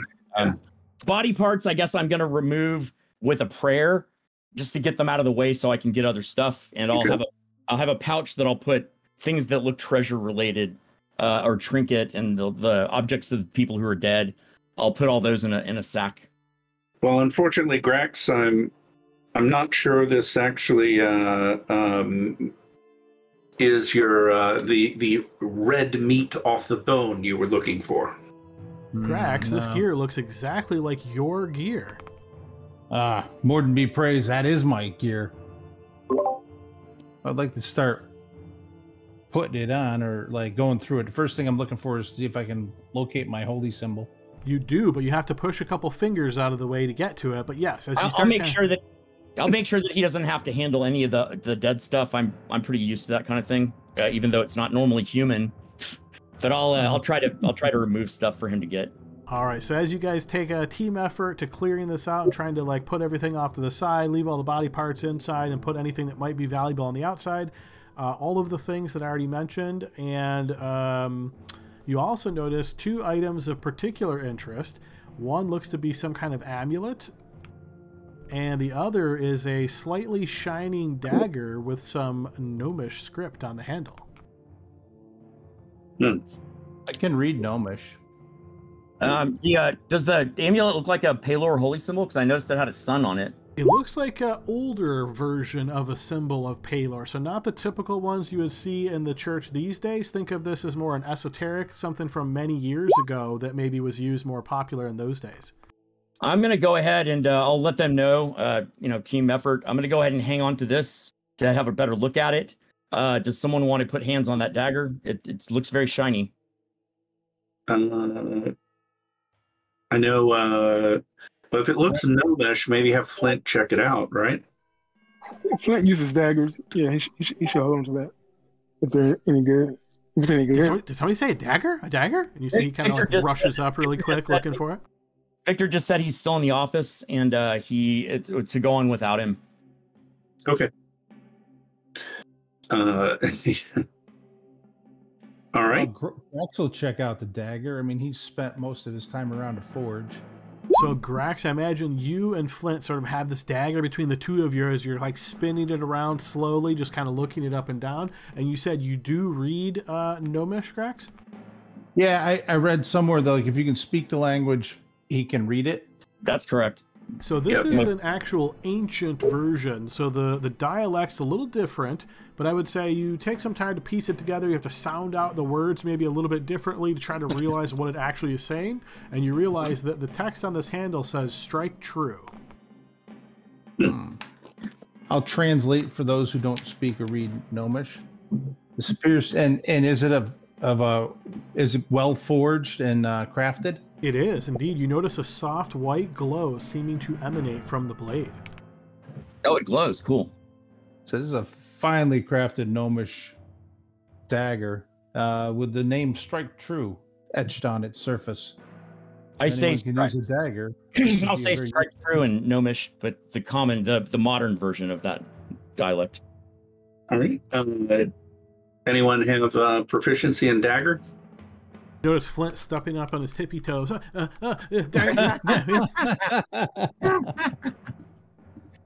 Anyone else? Anyone?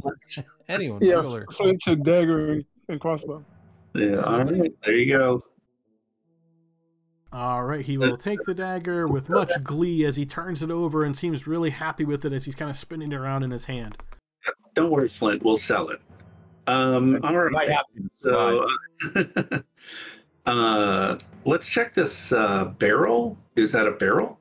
It is indeed, yeah. You notice the top's kind of a jar here, and inside of it you noticed slimy water. Ooh, yummy. Grax is going to look over it.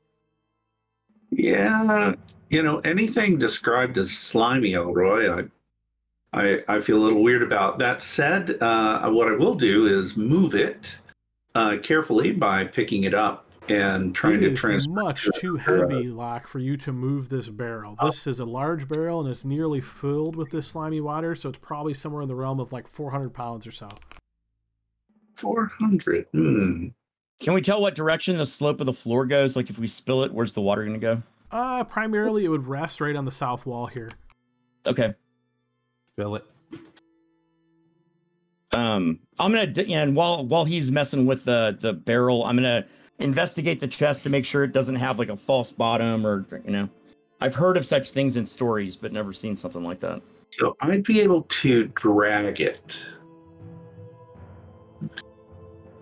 Oh, wait a minute. No, 1.5 times maximum overloaded.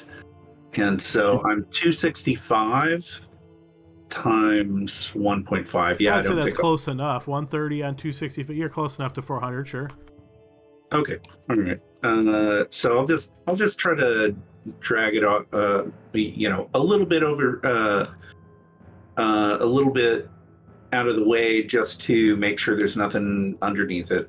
That's all. They're behind it. There is not. Yeah. Grass asked Wagner if he could watch the woman while he puts his armor on. Shine light in it. I assume I can't see anything in there. And just to clarify, did you guys dump the barrel over and spill all the Not water? yet. No. Yeah, not. All right, so I think quite. I heard Grax ask Wagner if he would take this woman Dugan here in order for him to kind of pursue something else. Get him Sure, my no work problem. clothes. All right, so Dugan is handed over to Wagner. Just while I put on my armor. All right, Oh. yeah, that'll take you a little bit of time getting everything linked up properly and connected and so forth. Sure. Maybe I'll get Flint. So Elroy, is it worth putting a grapple on the thing and pulling it over? Or Yeah, sure. Why not? all right. I mean, I'm just now we didn't find anything else of value in that chest. You said lockets and I trinkets. emptied it, and Okay, so you've got a bag full of stuff that doesn't include body parts. if there was a ring on a finger, I'd probably put the finger in the bag with the ring instead of jacking with it. Honestly, but You didn't see anything like that. No, everything was separated. The body parts did not have any kind of special stuff on them. okay. Any of them dwarven Yeah. body parts that I can tell? I would say yes. Yeah, you can certainly make out one here or there, but it doesn't seem like there's enough for a full body. So what exactly that means might be terrifying to ponder. Well, I take the body parts that are, because I'm going to bury them when I get a chance. Okay, all right. So you're doing like whack-a-mole looking for dwarven body parts. Okay, yeah, you look through like, oh, that one. Yep. Okay, sure, you can do that. Yep. Extra bag. Am I pulling off, doing the grapnel on this, on the? Yeah. Why don't you When you leave after that, though? come outside the room, and then we'll dump it over and hope that something doesn't rise up from the depths. Yeah. So, but that's the last thing we're gonna do before we go, right? I want to go. Yeah, pretty much. Okay. So then grapple attached to the back of the barrel in a way that we think we can just like yank on the rope and then pull it over, tip it. I'm Yeah. not sure if that'll work, but Sure, with enough ingenuity and time and sizing it up. Sure enough, yeah, you pull this over. The liquid does spill out and kind of all collects here right on the south wall. You can see it kind of seeping between the stones.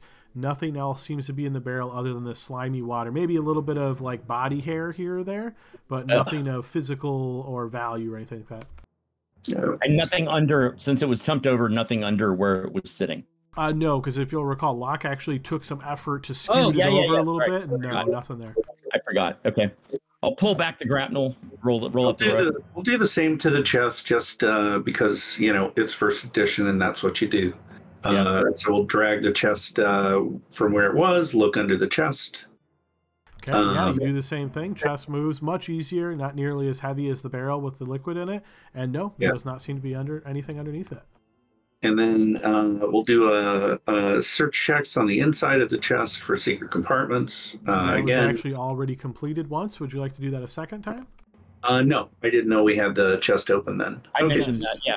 Yep, we're good to go. As long as we all made the checks, we're good. Was there bedding in there? So there's sort of these animal furs that looked like they were used for bedding, and they were covered in maggots and bugs. Well, Do we want to, Elroy or any of those animal furs? Were any of them stable or anything like any decent? Were they decently tanned before they were covered with maggots? And were they any kind of creature with a valuable pelt? Based on the state of them now, no. They look like they're very much time worn and doesn't look to be of anything of quality. I'll share that with the party. Okay. And no There. we're on inside. Okay, never mind. Are we out of here? Yeah. I know I keep wanting to check things further, but I'm Yeah. Well, yeah. You're in the best shape. yeah, that won't last long. My AC is the worst in the party. There you go. Clearly, you've learned your lesson watching the rest of us get pounded. Yeah. Also, that frog statue's still in my head, man. I'm still seeing images. Oh yeah, I guess that's right. Okay. So here we go. Back out. We are off to the wizard. Oh, not the wizard. Away from the wizard. We're off to a campsite or the campsite, but we got to get out of here first. Yeah, exactly. All right, so just to clarify, as you guys are making your way back up the stairs of the entrance that you know, pushing through those bones to get back up to the top, I've got Viether currently assisting Barrett, and right now I've got Wagner holding on to Dugan. Is Wagner heading Dugan back to Grax, or is Wagner keeping Dugan? Yeah, I can keep helping her. Well, Grax will be happy to take her back. He just wanted to get in his armor first. Yeah, up to you, Grax, either way. Yeah, I feel responsible for her now. Understood. All right, let's keep it tight formation, and let's try to make it back out of here. All right, fair enough. So as you guys make your way to the stairs with these new found treasures in these bags that you've acquired and start looking up towards those stairs, we're about halfway through our session, guys. So let's go ahead and pause and take our 15-minute break here. Adam, I'm enjoying my... Alrighty, folks, welcome back into the second half of the session. Okay, group, so you guys are currently in the Scarlet Citadel here, but you're just about to make your way out. So we have the group sort of piling here near the exit. Is there any special preparations or planning steps that you're taking as you're making your way out of here? How are we dealing? Has some of the group gone past the bones? I think they're behind us still. Not so far. Okay. So we probably want to have Flint check, or can I check tracks to see if it looks like anybody came through after us? I don't think there would be, but I'll kind of examine the track we made through the bones and branches and stuff. You don't see any signs of that based on the bones that you guys let sort of clink down below and hit the ground. You don't see anything else that would draw that to your attention. Okay. I guess I'm going to have an arrow knocked, and do we want me at point? So let's get the rest of the party up here.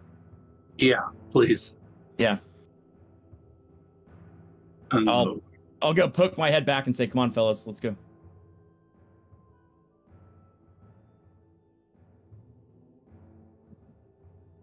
All right, moving Dugan off screen, as once again, my assumption is that she is being carried at the moment by Grax. Yeah, so we're carrying a dead body and 2 living bodies, correct? Oh, okay. Somebody wants to carry the halfling as well? I thought... Locke will hold on to him. And I'll take point with my short bow with an arrow ready, and I'll try to make my way. I don't know who's got the light sources and how many there are, but I'll leave that to the humans, and I'll try to make my way back the way we came. Since Locke's been holding on to, Mr. Ruxpin here,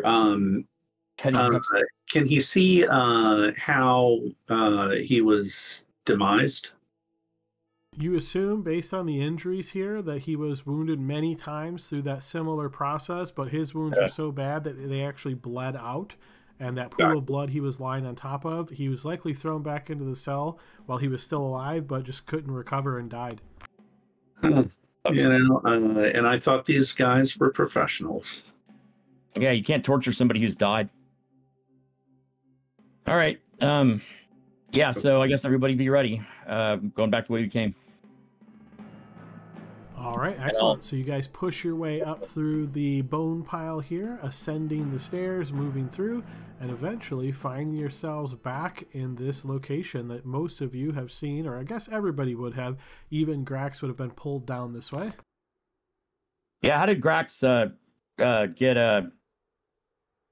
Grax, where did you get taken or jumped, or what happened? Tell us a little bit about you.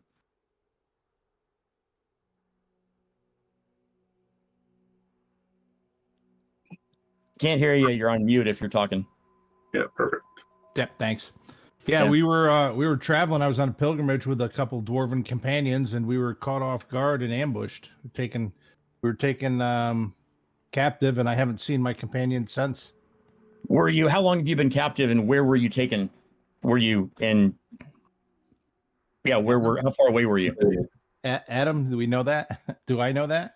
How far away from this location? Hard to say, because once you were surrounded by both the jailer and then Scar and then some goons here that had this sort of yellowish tinted skin, and they put this bag over your head and brought you to the Scarlet Citadel.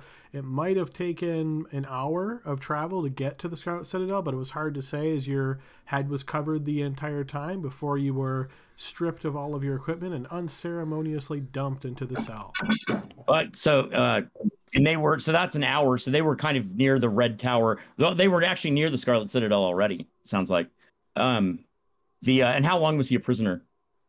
Did you already say that? I believe what Grax had said was a couple of days, is what he told you. Okay. What about these two? Were they in the Citadel, or did they get captured elsewhere?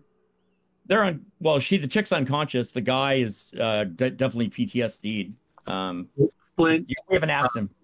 Flint, you're the quietest of the bunch. Do you mind checking upstairs to see if you hear anything waiting for us up there? You want me to go by myself? I do. We're all too loud. If we accompanied you, they would attack you. I can go with. I'm quieter, but I'm not as quiet. And everybody has their wax in case we run into more harpies, right? Correct. Yeah. And in fact, I think that just makes sense once we do decide to go up for you guys to do that. But, maybe Flint can. We don't want to send a player's character without anybody else with them as the one who goes to do this. I don't think that's generally a good rule. I hate killing a PC when their player's not here. Yeah, I'll go ahead and go with. It is unfortunate. Yeah, I'll go up with Flint, the two of us. I have a good chance of surprising others, so he and I will creep up to the top. Okay, so Elroy, you'll likely recall that once you get to the top of these stairs, there's like a half ladder that you have to climb up. So you're getting here, you sort of look around, you listen for anything out of the ordinary. It is very quiet. Are you ascending the ladder? Can I lift Flint up to have a look before we do go through?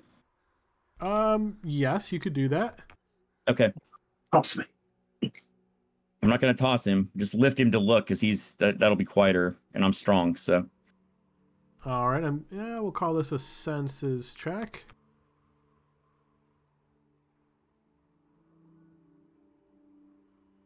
He looks around a bit and then comes back down and shakes his head. I don't see anything.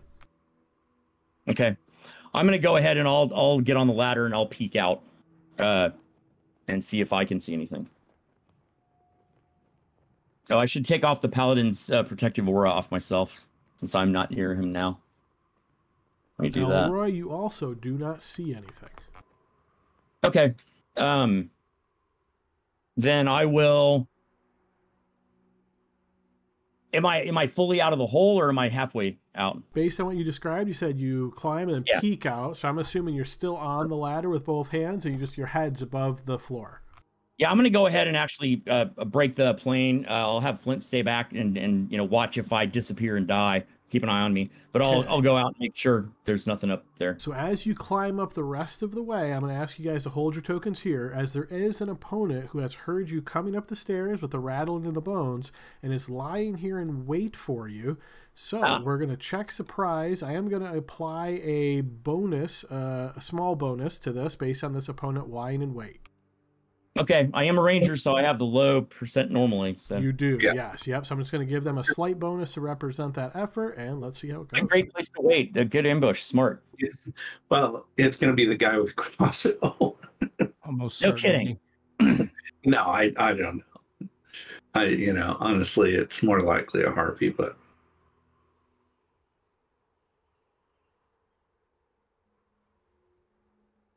Okay, so No. that's interesting. I'm hoping I applied that modifier to the right thing.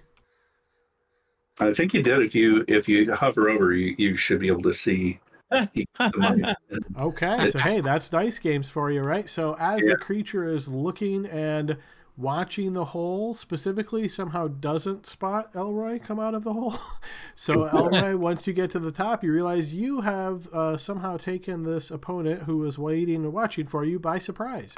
Can you show me who they are before I decide whether I want to have them known, make it known that I'm here? Because I could probably sneak off without them noticing at all. You notice this being clutched atop the wall here, looking down towards the hole. Yeah, I'm gonna. If it hasn't seen me, I'm going back down as quietly as possible. I'm not gonna take advantage of the. So I'm moving away from it, hoping that it doesn't notice. And because you surprised it, I'm gonna say it does not notice you as you climb back up. All right, so I'll go back down and I'll start putting wax in my ears, and I'll get down to the party and I'll say, yeah, there's a harpy lying in wait. Okay, and I will say there is a nice little rule on avoiding an encounter. So it's under the flee rule. If you surprise someone, then you have a kind of a one shot, but the whole group has to do it. But in this case, it made sense that it was just Elroy. Okay, so we got ourselves a harpy up there. She looked more majestic than the other one. I think this might be the alpha. I'm gonna put that wax in my ears. So there's a token modifier that you can put if you're waxing your ears. I think it's called deafened. Yeah.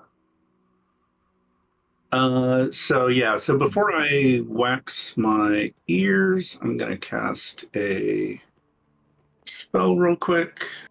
And that's just the one I saw. There might be more. Does anyone want heal before we engage this creature in combat? Who's the most severely wounded? I was. Someone. Well, I went ahead and healed myself just to get it taken care of. Okay.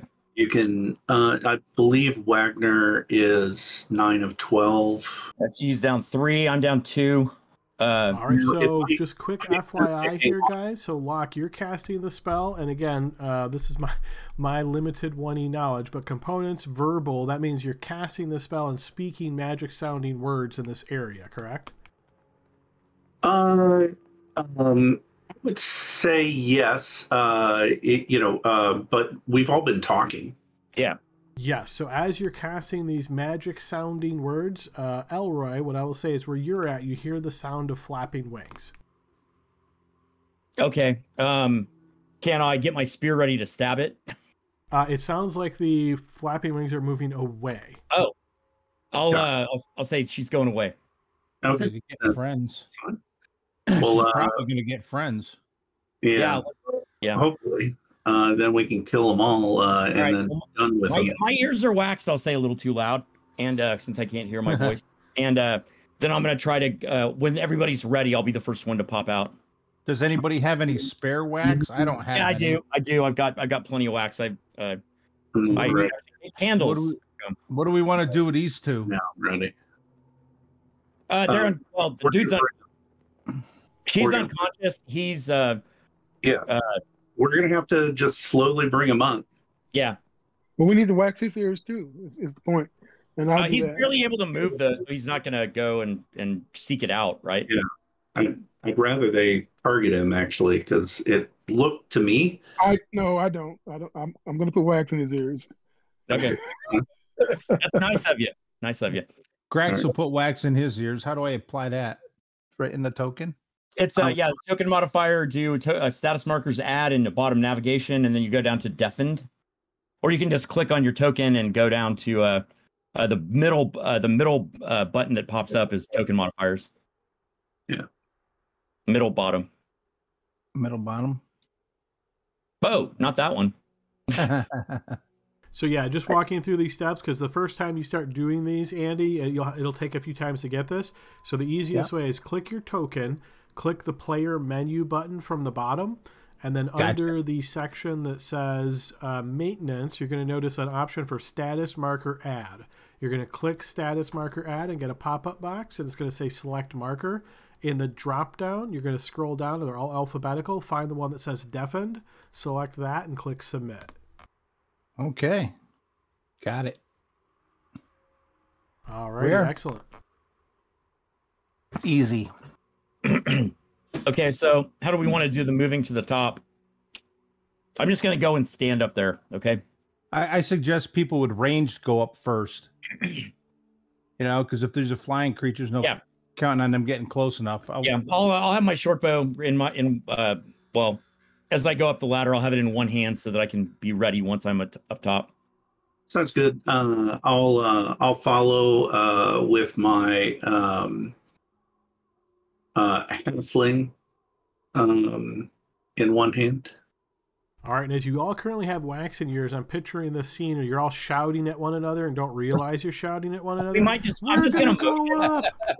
I'm just going to motion because I know that voices aren't. They're not going to hear me anyway. So use hand signals.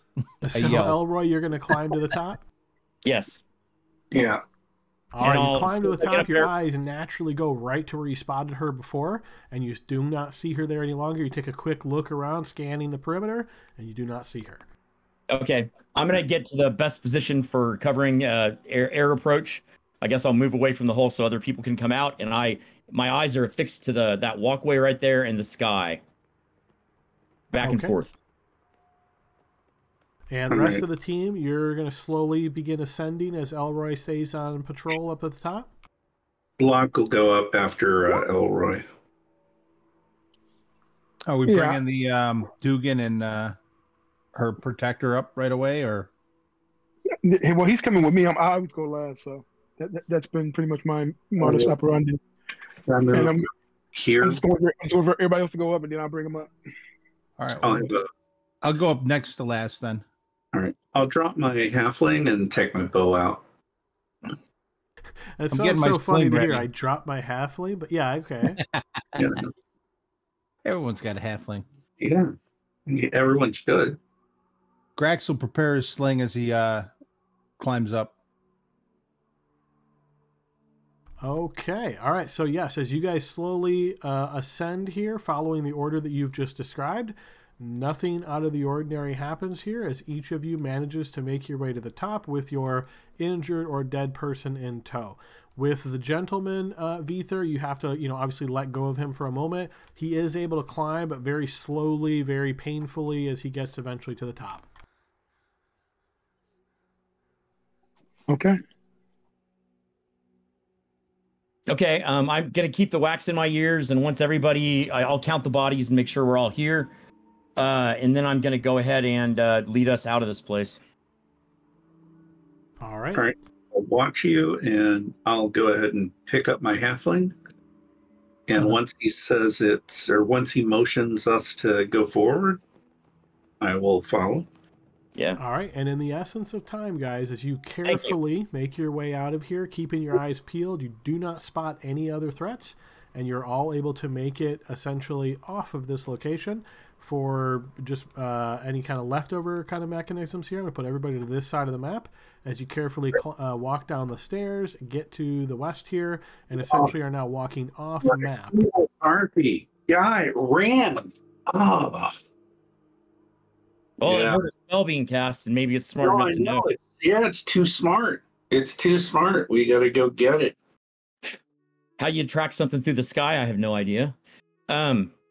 I guess I'm gonna do is you use your Oh yeah. So I guess I'll once we're far enough away from the entrance to the dungeon, and I'll be leading us a different route than the one we came in on, a different vector. I'll pop one of my ear waxes out, and I'll ask, how far do we want to go as far as we can? What's the plan, everyone? How far can we carry this old man? Well, it's 2 days, so it's a day and a half trip to get back to the town. I'm not old. Oh, you're talking about the guy who's injured? Yes. He doesn't really look old. You would if you had to guess, you would say maybe mid-40s, but he does look pretty hurt. I'd say we should at least go a couple hours from here, and I'll find us a good camp location. Yeah, I mean, and we will do everything we can to, make sure that we're not being tracked, but I'm sure that doesn't do much. Okay, so in general, sounds like you guys are just moving overland. Making sure there's not, some large bird in the sky following us. Sure. Yeah. Yep. Yeah, I will assume in general that you're always being vigilant, right? Keeping your eyes open, looking what you can see, and no obvious threats are going to come that you wouldn't spot unless some kind of special subterfuge is used. So yeah, you guys start making your way through the woods. You will recall you've come this way once before. Grax, maybe you haven't come exactly this way, but the area around the Scarlet Citadel proper is fairly heavily forested, so this looks similar to the terrain you may have been in when you were first dwarf nabbed, as it were. But you start making your way through the forest and stepping over the odd rolling terrain. You can see some of these trees are very large and the root systems are quite big. You're having to step over them.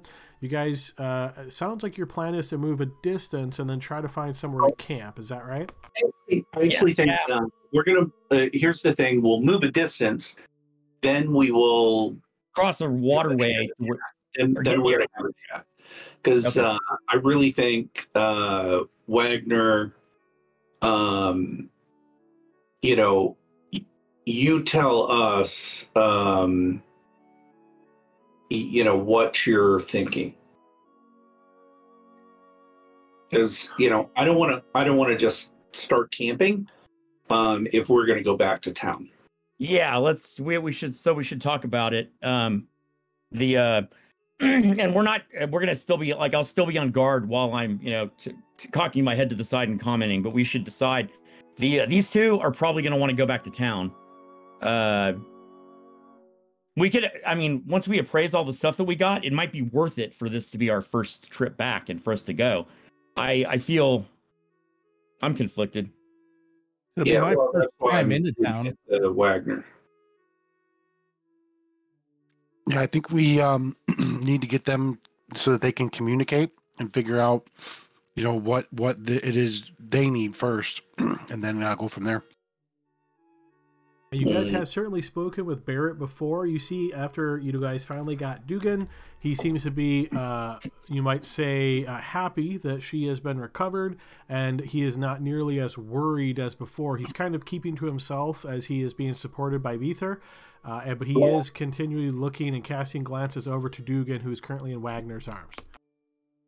Do I still feel the same way that I felt? Because it's been like a couple of hours maybe since then. Hasn't been quite that long, but as you continue traveling, eventually, yes, your mind starts to settle as you can feel those thoughts and that just chaos of your head just kind of leaks out, and you shake your head a little bit and realize you're seeing things straight once again. As soon as I can after that, I will want to document in some way what I remember from the vision that I saw, but that's in the future. So Barrett,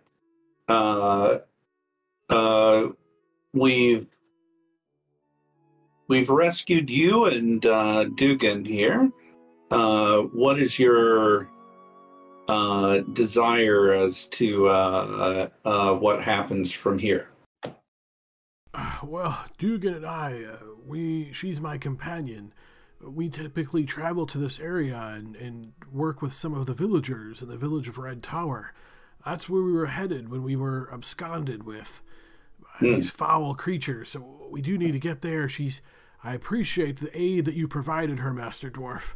She seems as though she will be able to survive, but I must see her conscious and speak to her again before I will feel fully relieved. Well, I have 2 more healing spells if we're not going to use them on the party. What time of day is it now? It's probably late afternoon at this point in time. Yeah, I think it makes sense. Because the other thing we can do is check, and I'll talk to you in a language we both talk, not Dwarven. And, because and we'll just check that once she's conscious, that she actually knows this guy and is happy with traveling with him. Right. And we need to keep an eye. I'll say in the same language, I guess, Elven, that y'all are talking in. And I'll say we need to keep an eye on both of them, because people who've survived such trauma as they've experienced, their minds won't be healed, even if their bodies are. So, true. Grex does speak Elven. Yeah. So Grex, go ahead. Say that again. I'm sorry. If we're aligned, then let's see if we can't get her conscious. Very good. You want me to use a healing spell on her? Yes, I think that makes the most sense. Or the paladin. Nah, that's it. I doubt. I mean, depending on her negatives, I doubt that, because that's only 2 points. Ah, nice. Yeah, there you go. All right, and as you cast this spell upon her and restore her life force here, she was at -5. Wow. You can see that she is restored as her eyes kind of wink open, realizing that she was badly hurt here, but the healing energy that has flown through her has fully restored her. You see her kind of shake her head and look up towards you, Wagner, and just has eyes open like, what in the world is going on? Okay, well, that's good. Easy, child. You've been hurt. Thanks, Grax. And you notice Barrett now comes over, like leaving your grasp here, Vither, as he just struggles to move over, grabs on by a nearby tree, supports himself, and he says, Dugan! And you see she looks over towards him, and I will spare you guys the NPC to NPC conversation, but they seem to be absolutely know each other very well. And yeah, she seems very much reassured. I imagine, Wagner, you sort of set her on her feet at this point, and the two of them have a quick embrace, and she's now seems fully concerned about his injuries more than the fact that she was just injured. But they kind of have this little side chat for a bit of time, and it's very clear the two of them do know one another. Excellent. Well, let's hope they're not the best mummers we've ever seen. So Wagner, what do you think? Well, it is a distance back, in my opinion. I think we need to camp out. Actually, he'll look toward Barrett and Dugan. Do you need assistance getting back to Red Tower? If I can get back on my feet, I don't suppose I could trouble you for some more of that magical healing that you just spoke of. With just a bit to myself, I think I could take Dugan and myself back on our own. Where exactly is it that they're headed back to? I don't know. They're headed back to Red Tower. It's a full day's travel and a rest. It took us a full day's travel yesterday, and then we arrived early in the afternoon. So it's full 1 day's travel plus multiple hours, and there's only a couple hours before it's dark here. So, and you don't want humans traveling. I think the other. Is that now, everything that we've experienced to the contrary, but, the traipse through the woods appears to be trouble-free, except that I believe Grax just got dwarf nabbed. Yeah. I'm going to have to disagree with you here. Yeah. That wasn't my experience. Yeah. So, but I will say it was made kind of extra clear to us as we were coming through just how idyllic the woods were, and and free from threats. That said, you did not have the same experience, and potentially neither did these two. No, that's what they just said. They were on their way to Red Tower when it happened. Now, is that where we're headed anyway? Well, it's because of the tax situation. We're not sure that we're actually going all the way back to town. It's something to discuss. Yeah. Well, how about this? We could go that far. I don't have a tax situation in this human town. So I'm not beholden Well, yes, it's sort of a long story. Yeah. So at the very least, we've got a couple hours till daylight, till we have no daylight, and Paylor's face is no longer upon us. I think we should travel a couple hours from here. We should all camp together, and then we can reassess. Sounds like a fair course of action. Yeah. Sounds good. And so we've still got one cure spell left in the party, which is great, just in case anything else happens along us. Yeah. And we still have the paladins lay on hands, I think. So that's right. And at some point, Veether will feel comfortable enough to take the wax out of his ears and be able to hear what's going on. You noticed that? Huh? Yeah, I haven't taken it out yet. Exactly. I'll give you a funny and smiling, you know. So I'm going to try to lead us kind of, in the general direction of back toward Red Tower, which I would know as a ranger. Plus, we just traveled that way. But if there's a path that's not, if you don't have to essentially get on the highway to get back and forth between the two, I want people to have to work to find us. There is no beaten trail between Scarlet Citadel. So yeah, there's no highway for sure. You're clearly in the wilds here. So it sounds like you want to keep Barrett and Dugan with you as you're making your way back there. Well, at least until the campsite, because he's not on his feet yet. And does everybody agree with that? Yeah. And I'll keep my halfling as well. Yeah. All right, fair enough. So it's fun little just side note here. I'm going to ask everybody roll a d6, and I'm going to exclude Veether since you still have the wax in your ear. You definitely will not hear this. So who? Yeah, there you go. Okay, so far Grax is in the lead. I won't bother rolling for Flint since his player's not here. So so we got Wagner, Grax, Elroy. So Locke, if you want to just throw a d6. No modifiers. No chance. There we go. All right. Yes. So, Grax, as this conversation is going on, you're discussing amongst one another. You're hearing this sort of side chatter between Barrett and Dugan, and most of this stuff you're just kind of filtering out. It sounds like two old companions catching up, and they obviously really care about one another pretty carefully and tenderly as you see them kind of embracing one another here and there. However, as you're speaking with your companions and forging a plan, one little bit of information does kind of strike your ear and hits you a way that you kind of take note of it. You notice Dugan refers to Barrett as the Red Heart. Oh. Do I know what that means? It's some kind of moniker, perhaps, for him? Like, one of those small nothings. Perhaps, or perhaps it's a deep, involved backstory that involves this character. Hard to say. It's a pet name, So Barrett he's the one that was referred to as the Red Heart.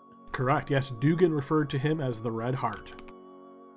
Ah, interesting. Red being the color of goodness everywhere.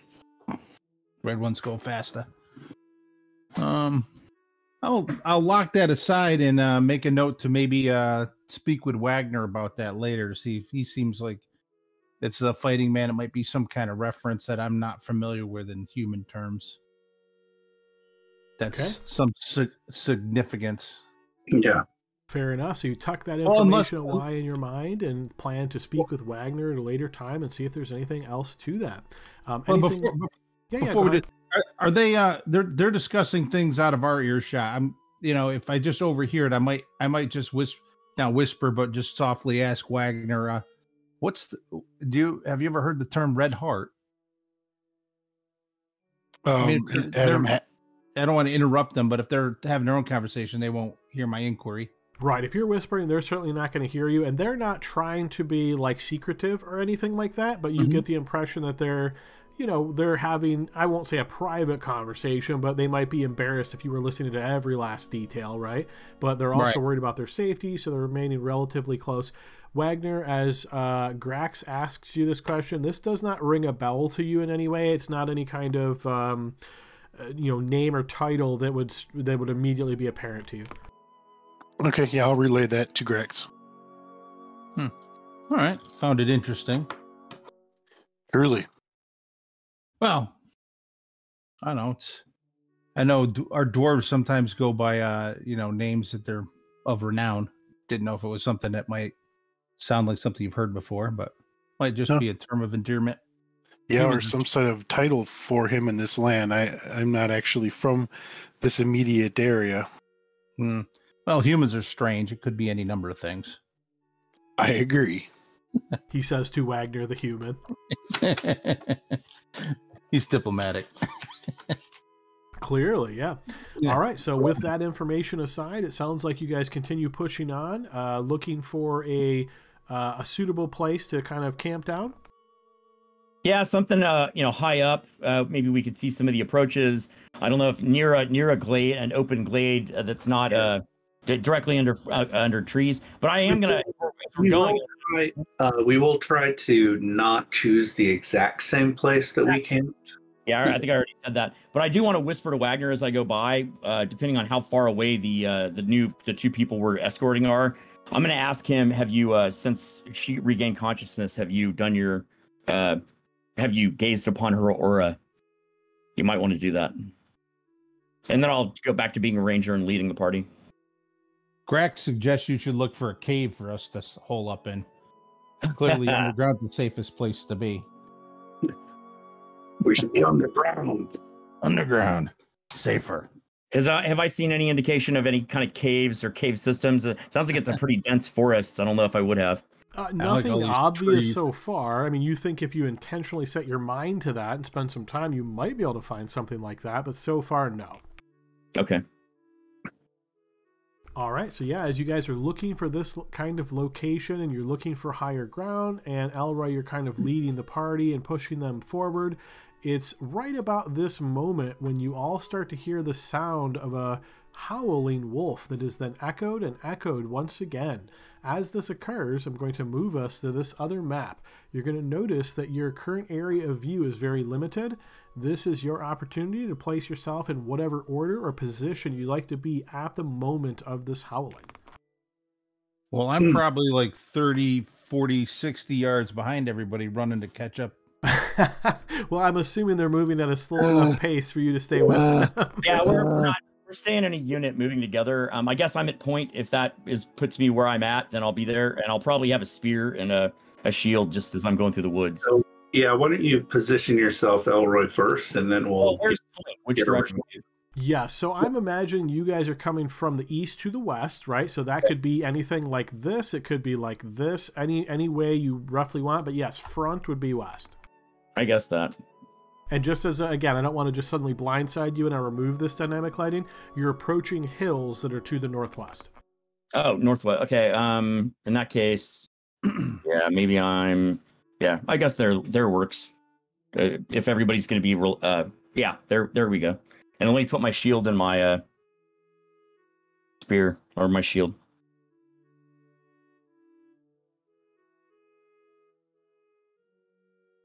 When I hear the howl, I'll drop my halfling.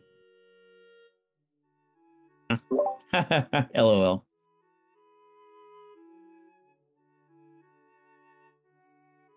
Ether, where you want to be? Ether needs a delayed token marker. Okay, my apologies.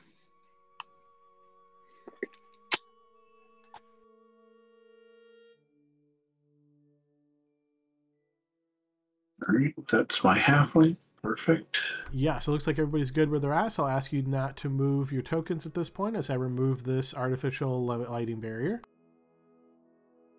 All right, so this is what you're spotting. So Elroy, as you're just cresting this part of the hill that you're approaching, you can see the first sign of a wolf off in the distance. Those of you that might have appropriate enough vision, you're also going to see another wolf coming from the south. There are these sort of echoing howlings coming around, and Elroy, the one to your west, just checking your exact vision here, you're seeing through the sort of tree cover, so you don't have a clear sight. And yeah, so you can tell that it is looking your direction as well. So yeah, we'll start with nobody's surprised by this, obviously, because you guys hear the howling. and they are approaching you because they have scented you out. So we will start the initiative. Oh, I thought we got to declare first. I'm sorry, start the initiative tracker is what I meant to say. Oh, gotcha. All right, so we've got that, and then we're going to add our declare step. And yes, please declare. Well, I'm wishing I had my bow, but it looked like very heavy tree cover, so I'm okay with it. Adam, how far away are they? Oh, it's our time to communicate too during declares. Yep, that is true, right? You can speak as what you'd like to do and plan. Yeah, so real quick, let me answer that question from Grax really quick. So Grax, currently from where you're at, I don't think you see them at all, but your companions in this communication phase could certainly fill you in. Okay. I got a wolf about 50 feet ahead of me, at least one. There's multiples. They're incoming. There's one about 50 feet to the south. I need a new blanket. All right. Well, great. What do I do for setting for charge? Yeah, Dave? Nobody charge, please. I'll try to get a spell off. What's the declaration for setting for charge? I don't know though. I can't. My range is not good enough.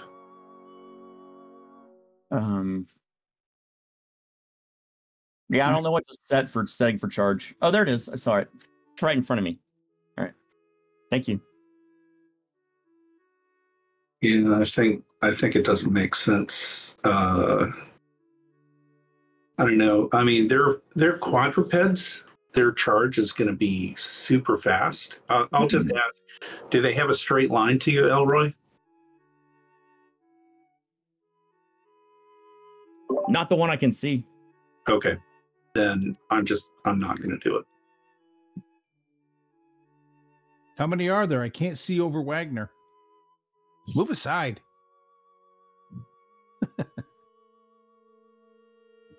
I think so far one to the south and one to the west, might be more.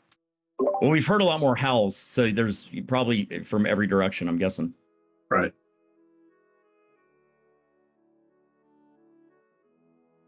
Did anybody give Barrett a weapon?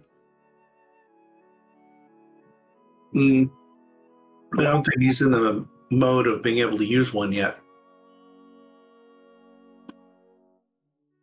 So the answer is no to that. Okay. Oh, and I just remembered as I'm counting declarations here that I have to declare for Flint, so one moment. Oh, thank you. Yeah. Missile if you can.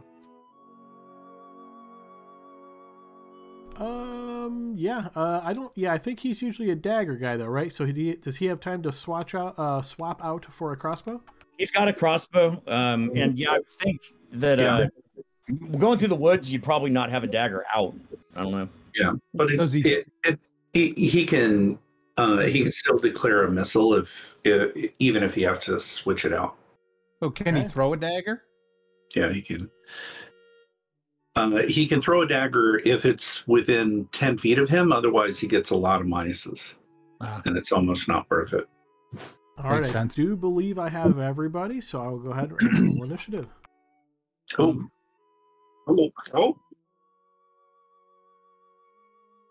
All righty. Now, remind me, Dave, with multiple tokens, do I still need to select all of them when I update turn, or just one? Just one, and it'll just grab the one that you declared for, and then you just use that as all the tokens are moving on that turn, that sort of thing. So you're good to go, and then you just click the arrow and okay, we are at Elroy. Told you these woods weren't safe. Do I see any more coming in? If I'm gonna swap my weapons if I have time. Well, hold on. So I would not have time to redeclare. So right. Yeah. So your declaration was to set your spear against charge. Yeah, I'm gonna delay if I can. I don't know if that's a thing in this. I guess I'll continue to hold my spear ready. So what you can do is you could say, "I'm changing my mind," and you go on low initiative, and he just drags you down to low initiative. You'd end up going last, but Yeah, no, I mean, I'll keep this. Nobody's going to be attacking you, right? So Yeah, I don't think so. you're okay. Yeah. All right. Yeah. So I'll EOT? EOT. I don't see any EOT on here, so yeah, Just I'm done. hit the thing. I think we need to start ITP or something. Oh, okay. All right, I'm gonna hit EOT. There you go. All right, so let's see. The wolves act next. Nobody else is matching initiative with them, so they should be able to move their full movement at this point. So what you're going to notice, team, is the wolf from the south, that some of you may have been able to see, is going to scurry around the perimeter of your group as it continues howling on occasion, and you hear loud sniffing as though it's appraising you. Elroy, you're going to notice this one kind of moves up a bit, getting next to the tree. Surprisingly, it's kind of right on the edge of the tree. You almost get the impression as though the animal is using the tree as cover, as it is looking at you intently and focusing those yellowish eyes upon you. And then you're going to notice another of these wolves comes around on the upper elevation as it is looking down at you from this direction, and it kind of pauses majestically, standing up here on the hill and just looking at you with its tail pointed up. Wagner. So I declared move. How many squares do I go? Feel free to move as much as up to your maximum movement. All right, I'll move to there, position myself in front of the injured ones, and pull out my longsword. Okay, ready a longsword as you move to Vether. Okay, I was gonna move. I believe. Feel free to do so, yeah.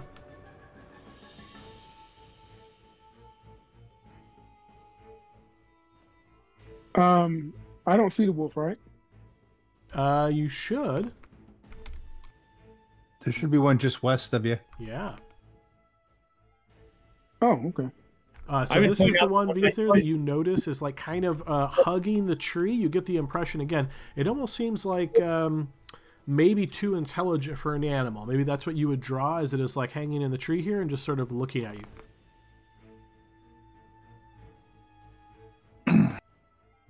All right.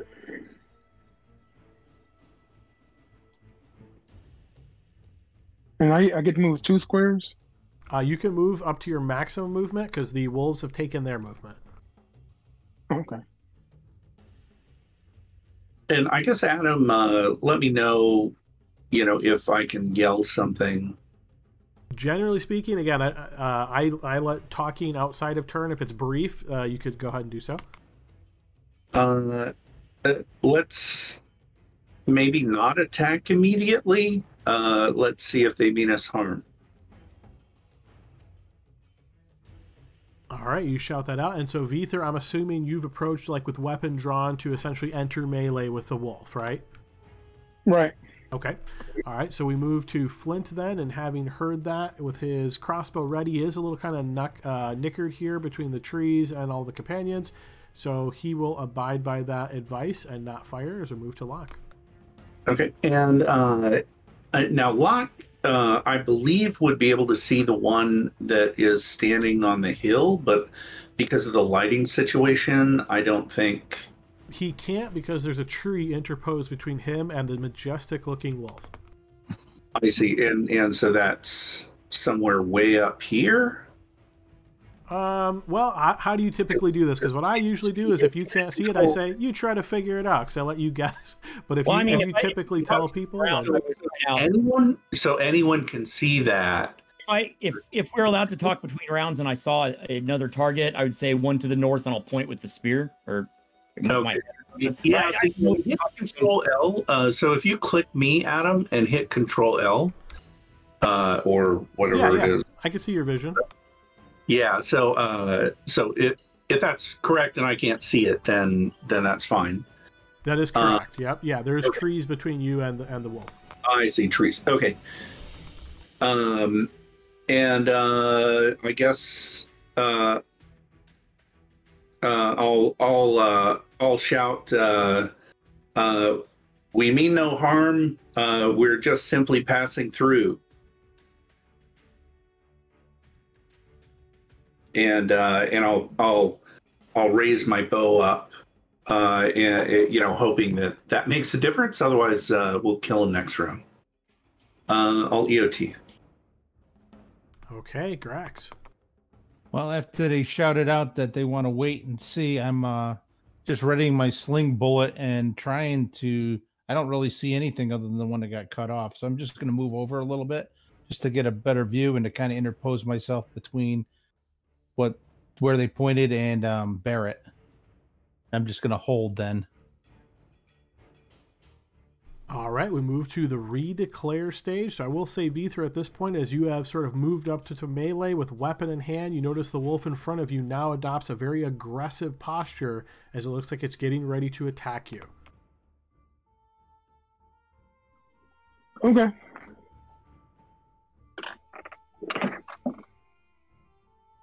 So we're declaring action again? Yes. They haven't attacked yet. I don't know if we should. I'm gonna. Smells a little late. We're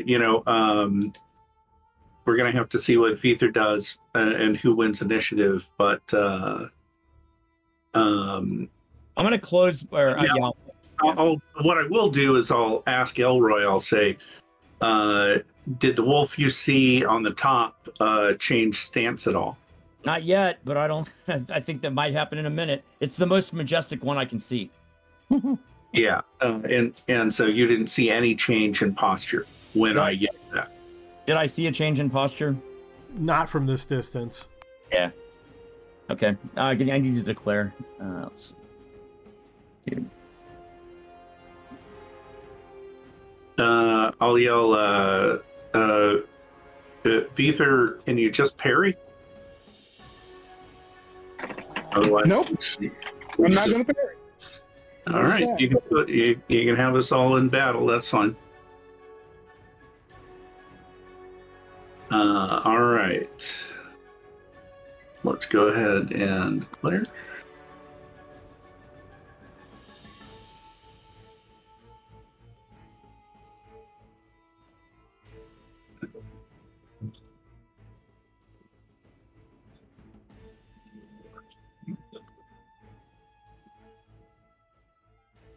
Okay, and remind me again, Dave. So for Flint, I'm thinking wait for group turn. That's what it was. So that's what he wants to do because he wants to see what happens before he takes any kind of action. Yep. Now, if we win initiative, he'll immediately have to choose. So fair enough. Okay. Yeah. All right, I think I've got everyone. All right, Tom.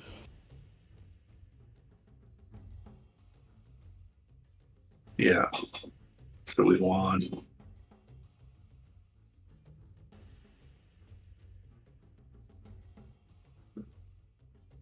Okay, so turns have been updated. All right, this did work properly. Okay, so I basically separated these into two groups now because one's obviously in melee and the others are not. So, yeah, Elroy.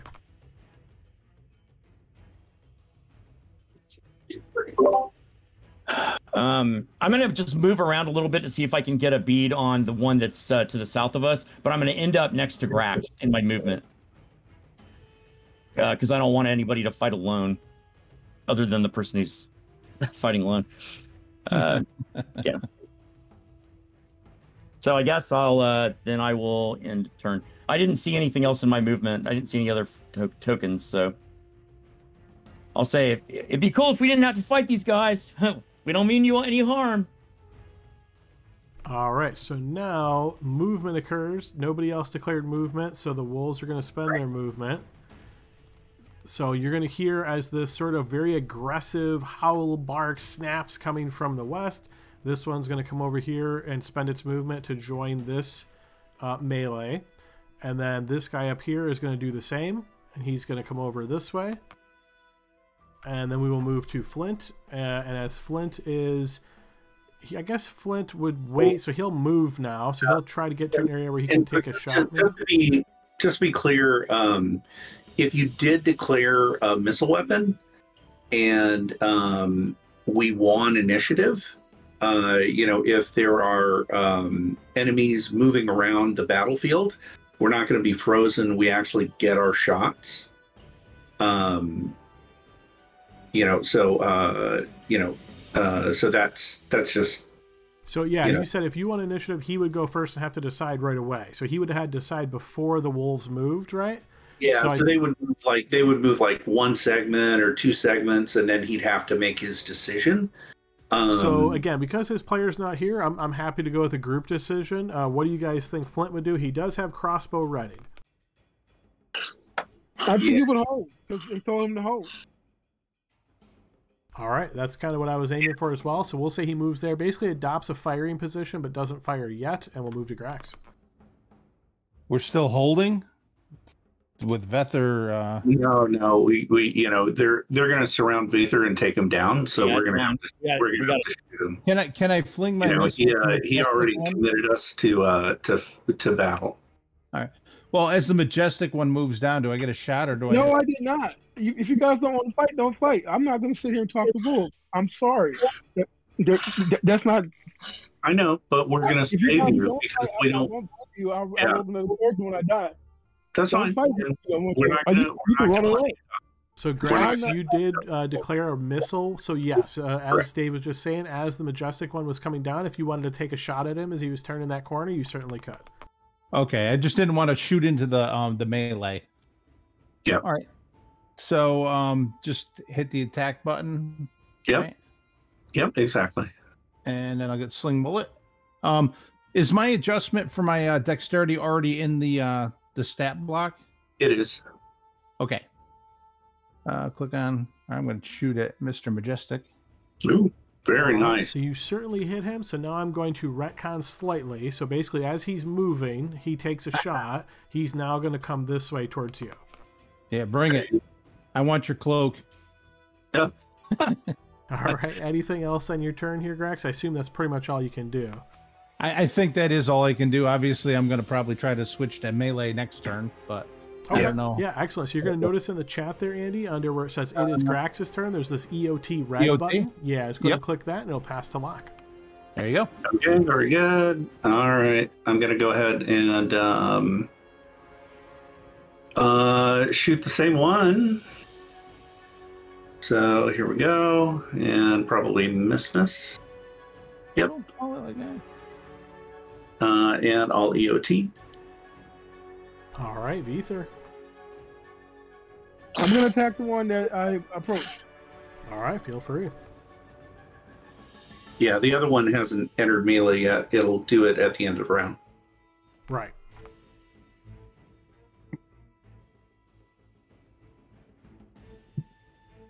All right, you swing out at the wolf here, Vether, but you notice it ducks underneath your swing.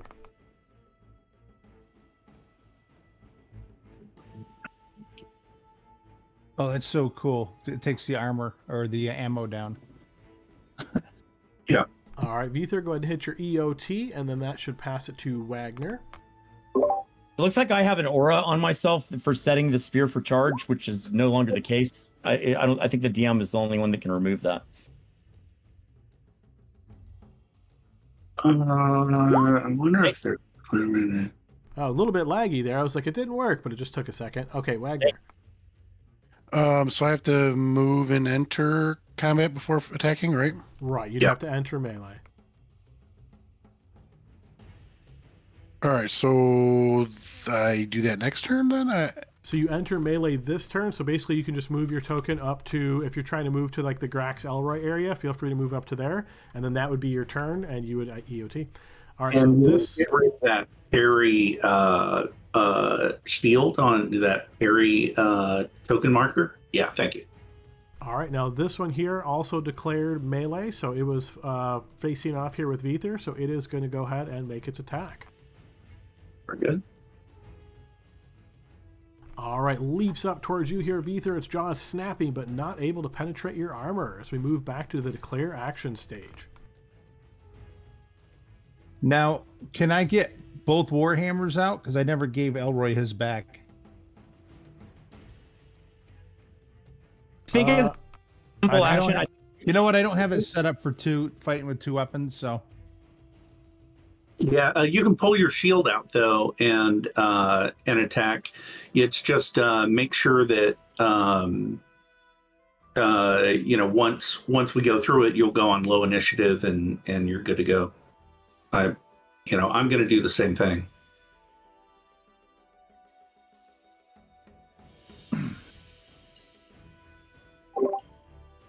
Then on my initiative, I put the shield icon on.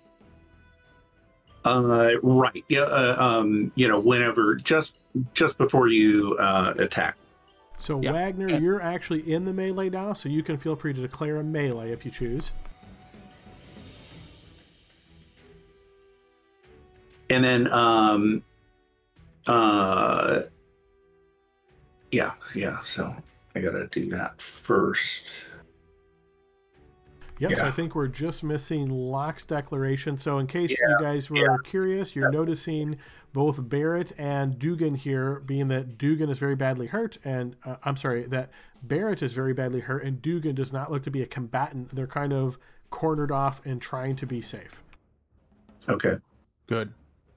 And I will be, you know what? I'm just going to go ahead and do this because I can enter melee or move either way. Okay. Okay, looks like I've got everyone. Yep. Tom.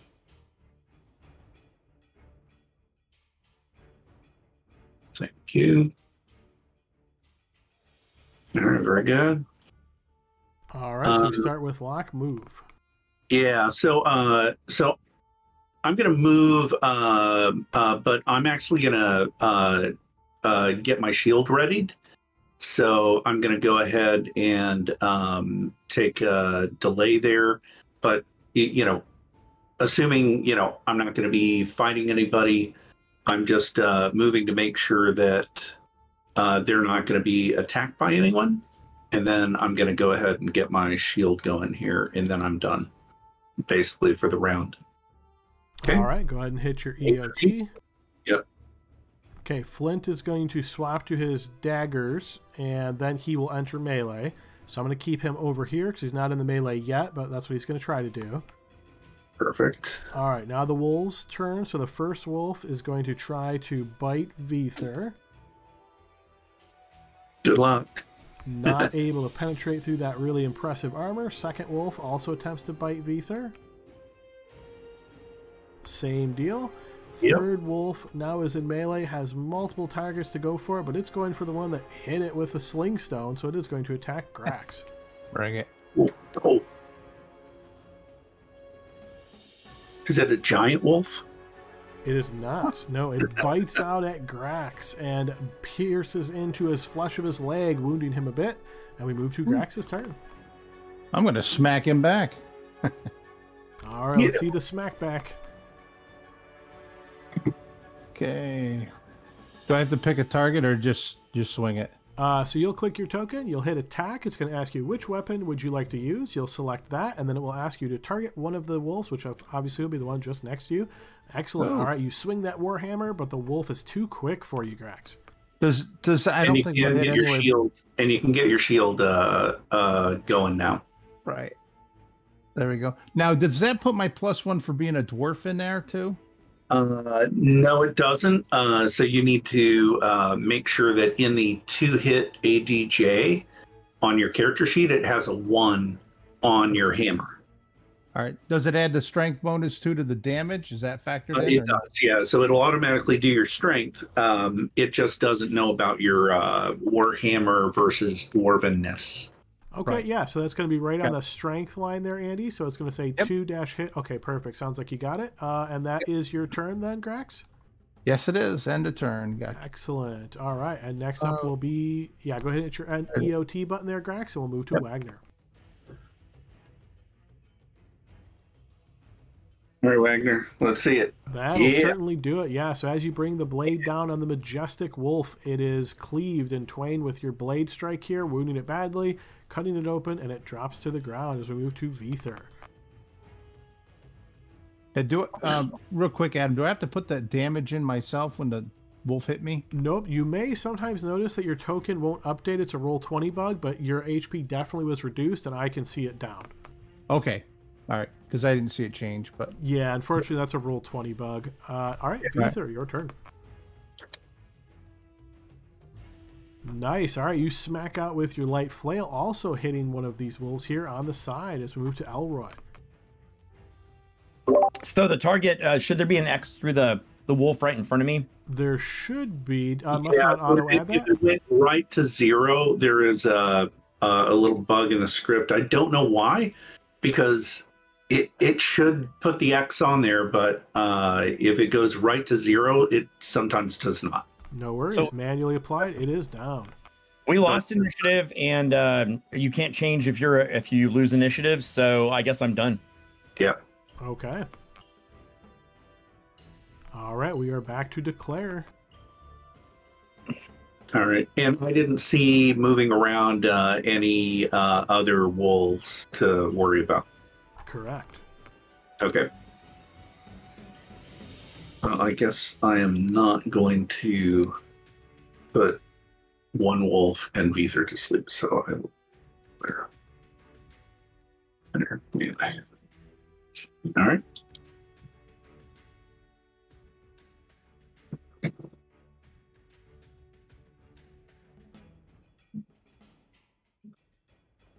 All right, I think that is everybody. Let's go ahead and roll initiative.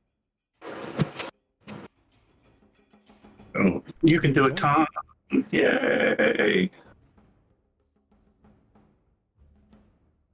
Okay, and we are to Elroy. I'm going to move up to support. Basically, I'm moving into combat. I'll support Vether.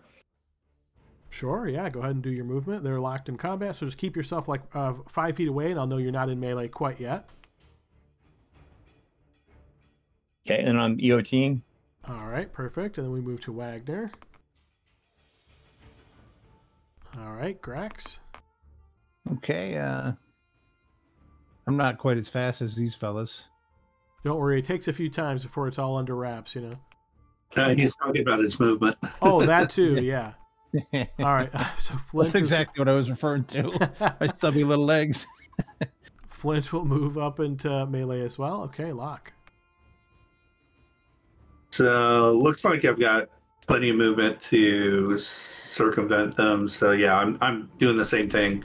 Moving into melee, probably on over here-ish. Yeah, so. So. I see. Yeah, there's a ridge there. Yes. Okay. Yeah. Yeah, okay. Gotcha. So I'm just coming in at the same thing as these guys. Trying to get into melee, I'll be moving a little quicker. All right, fair enough.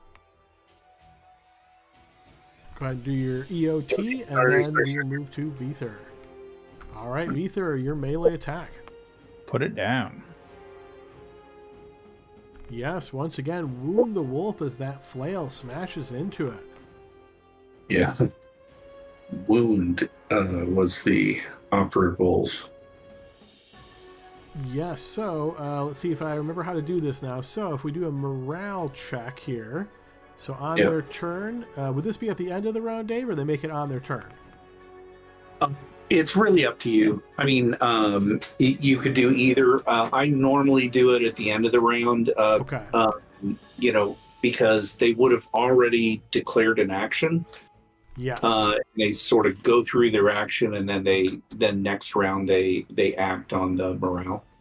All right. Yes, we find once again they are not able to penetrate that significant armor of Vether as we move back to the declare.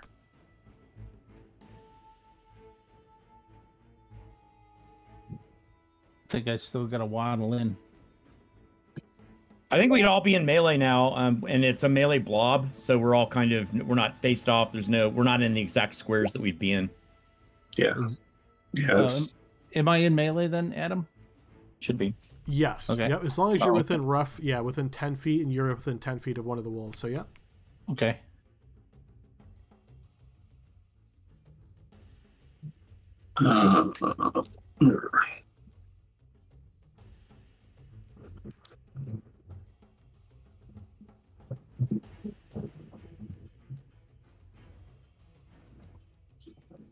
Yeah, so they want to roll, higher than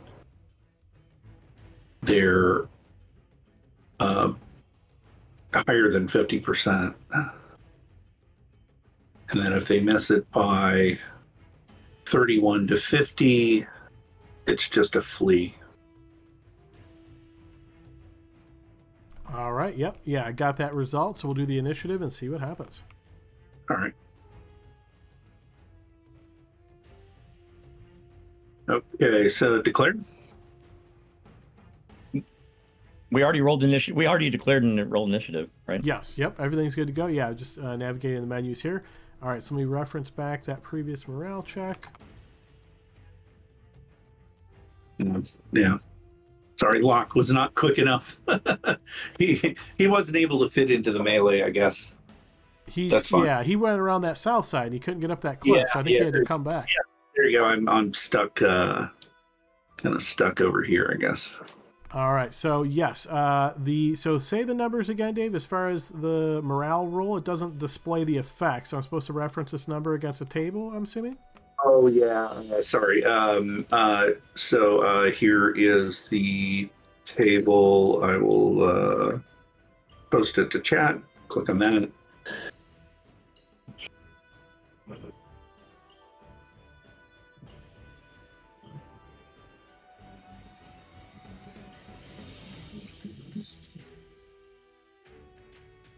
And I thought I did something more interesting around morale, but maybe I didn't.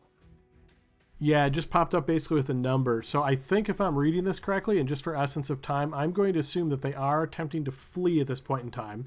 So essentially, they would have declared a flee. They won initiative, so they're going to try to move away. So you'll all get attacks on them. So let's just do this in order. So Vether, go ahead and take your free attack. You got to put an icon on them so their AC's change for flight, I think. Flight, okay, or fleeing, right? Yeah. I don't remember what. Yeah, it's a flee. It's called flee. It's a little rocket ship. Oh. And so you can select both of them at the same time and do status marker add or however you want to do it. All right, there we go. Those are in effect. Go for it, guys. Fastest one goes first. So, or Vether. Either way. You say fastest one goes first? Is that what you said? Well, usually, but it doesn't matter at this point. I mean, they're running, so the guys all just roll their attacks. All right, Flint will manage to drop one of the wolves. Grax, you can take your... you're in the melee, so you can take your free attack, Grax. Okay. And Flint did not use that glowing dagger, is that correct? Correct. Good. Please have them don't. Otherwise, he gets it and the XP's gone. Yeah, exactly. Well, we can't get XP for selling it is what happened. Okay. All right, so Grax will miss. So Wagner, your free attack. Will catch the wolf and wound it. And see, Vether already took his free attack, so Elroy. All right, yeah, so as both of the wolves try to run and rush away here, you guys are able to catch them on the fleeing part here and slay both of them. Good job, Elroy. I'm sorry. It seemed unnecessary, but wolves have killed many a people. Oh, sorry. Yeah, I didn't mean to say good job killing a natural animal to you. No offense to taken. Anybody wounded? I got a scratch. I'm not worried about it. If you rest 10 minutes, you get 1 hit point back. That's what I think is best. I mean, it was a 4-point hit. Is there anything I can tell in looking over the bodies while we're, I guess, resting and regrouping? Do they look like natural beings or? They seem to be. Yeah, you had a sort of weird. Wasn't natural, right? They had this weird sort of approach to you. Maybe initially you got the impression they were more curious about your group than anything else, and they were kind of approaching in this sort of curious manner. But then obviously once it looked to be more of a melee situation, then they started fighting. Alas. Can we skin them?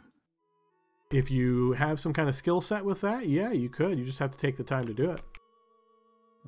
Well, I don't, but... Yeah, I was going to say, I would like a majestic... I mean, Elroy, is it normal to, do wolf pelts It's not unnormal, but given their behavior, I think we might have thought upon Druid land or otherwise offended. And I don't think wearing the dishonorably they were curious. It escalated as combat will, but yeah, I'm not comfortable. I will not use my skills, and I have done it many times. Taking and tanning the hides. I'm going to leave them as they lay and say a prayer. Yeah, sounds good. Humans are curious. I'll look up at the trees and I'll apologize in using the old faith. Since I grew up in a Druid village, I'll say prayers. I'll say, I'm sorry. We are sorry we offended. We are only passing through. Things escalated. We're sorry. The trees, as they are typically, silent. Do I feel like I'm being watched? I'm just glad to not be having those flashes in my head anymore. No, yeah, nothing other than nature in this sort of area here. It seems odd, but no particular feelings of being watched. Okay. All right. Yeah, and Locke just looks at Grax and says, elves, right? He gives a big, deep belly chuckle. They're the strangest of them all. Exactly. You seem to understand us well. Different circumstances, I might try to follow their tracks, but I don't think I want to know where they came from and who their master is. Yeah, no, yeah. No. Let's so we push on. Definitely double time it. after the dwarf gets the hit point back, we'll push on. All right, so you spend the 10 minutes here sort of bandaging wounds and trying to reinforce yourselves. So yeah, go ahead and restore that 1 HP, Grax. I'm going to pick up my halfling. All right, you do so. All right, as you guys continue pushing through a path to see what you can find, spending some time here looking for an area that would be suitable, trying to get a decent amount of distance away from these wolves. It takes you about another 30-45 minutes before you find something just like that. There's like a little clearing here in the forest, and you can see it looks relatively clear. You got some decent sight lines as far as this area, as much as can be in the forest, of course. But yeah, seems reasonably suitable for a campsite. What's everybody's hit point situation? I think Wagner's at 9. I'm down 2. Grax is down. I'm only down 3. 3? Okay. Yeah. Flint is still wounded. Is that correct? I know we healed him. He was down 2. He's slightly wounded. Barrett's down a bunch. Correct. Well, so we need to blow whatever spells if we're going to set up. Right. So that's what I was getting. That's what I was getting at. Was I think Elroy, you and Wagner and Vither, you guys, and Brax, you agree we should just go ahead and heal Barrett before we go on watches. Yeah, makes sense. Although heal somebody. Yeah, does he have any markings on him, like tattoos, or is there anything? I don't know. I don't know what was spoken between the two of them, but I'm inherently not totally trusting of anyone until I've known him a while. Does the guy have tattoos, or does he look like he's got the body of a fighter, or anything like that? No way to know. He said he was her bodyguard. Yeah, you recall hearing that. He does have some wounds on him. He has a scar that looks pretty prominent on his face.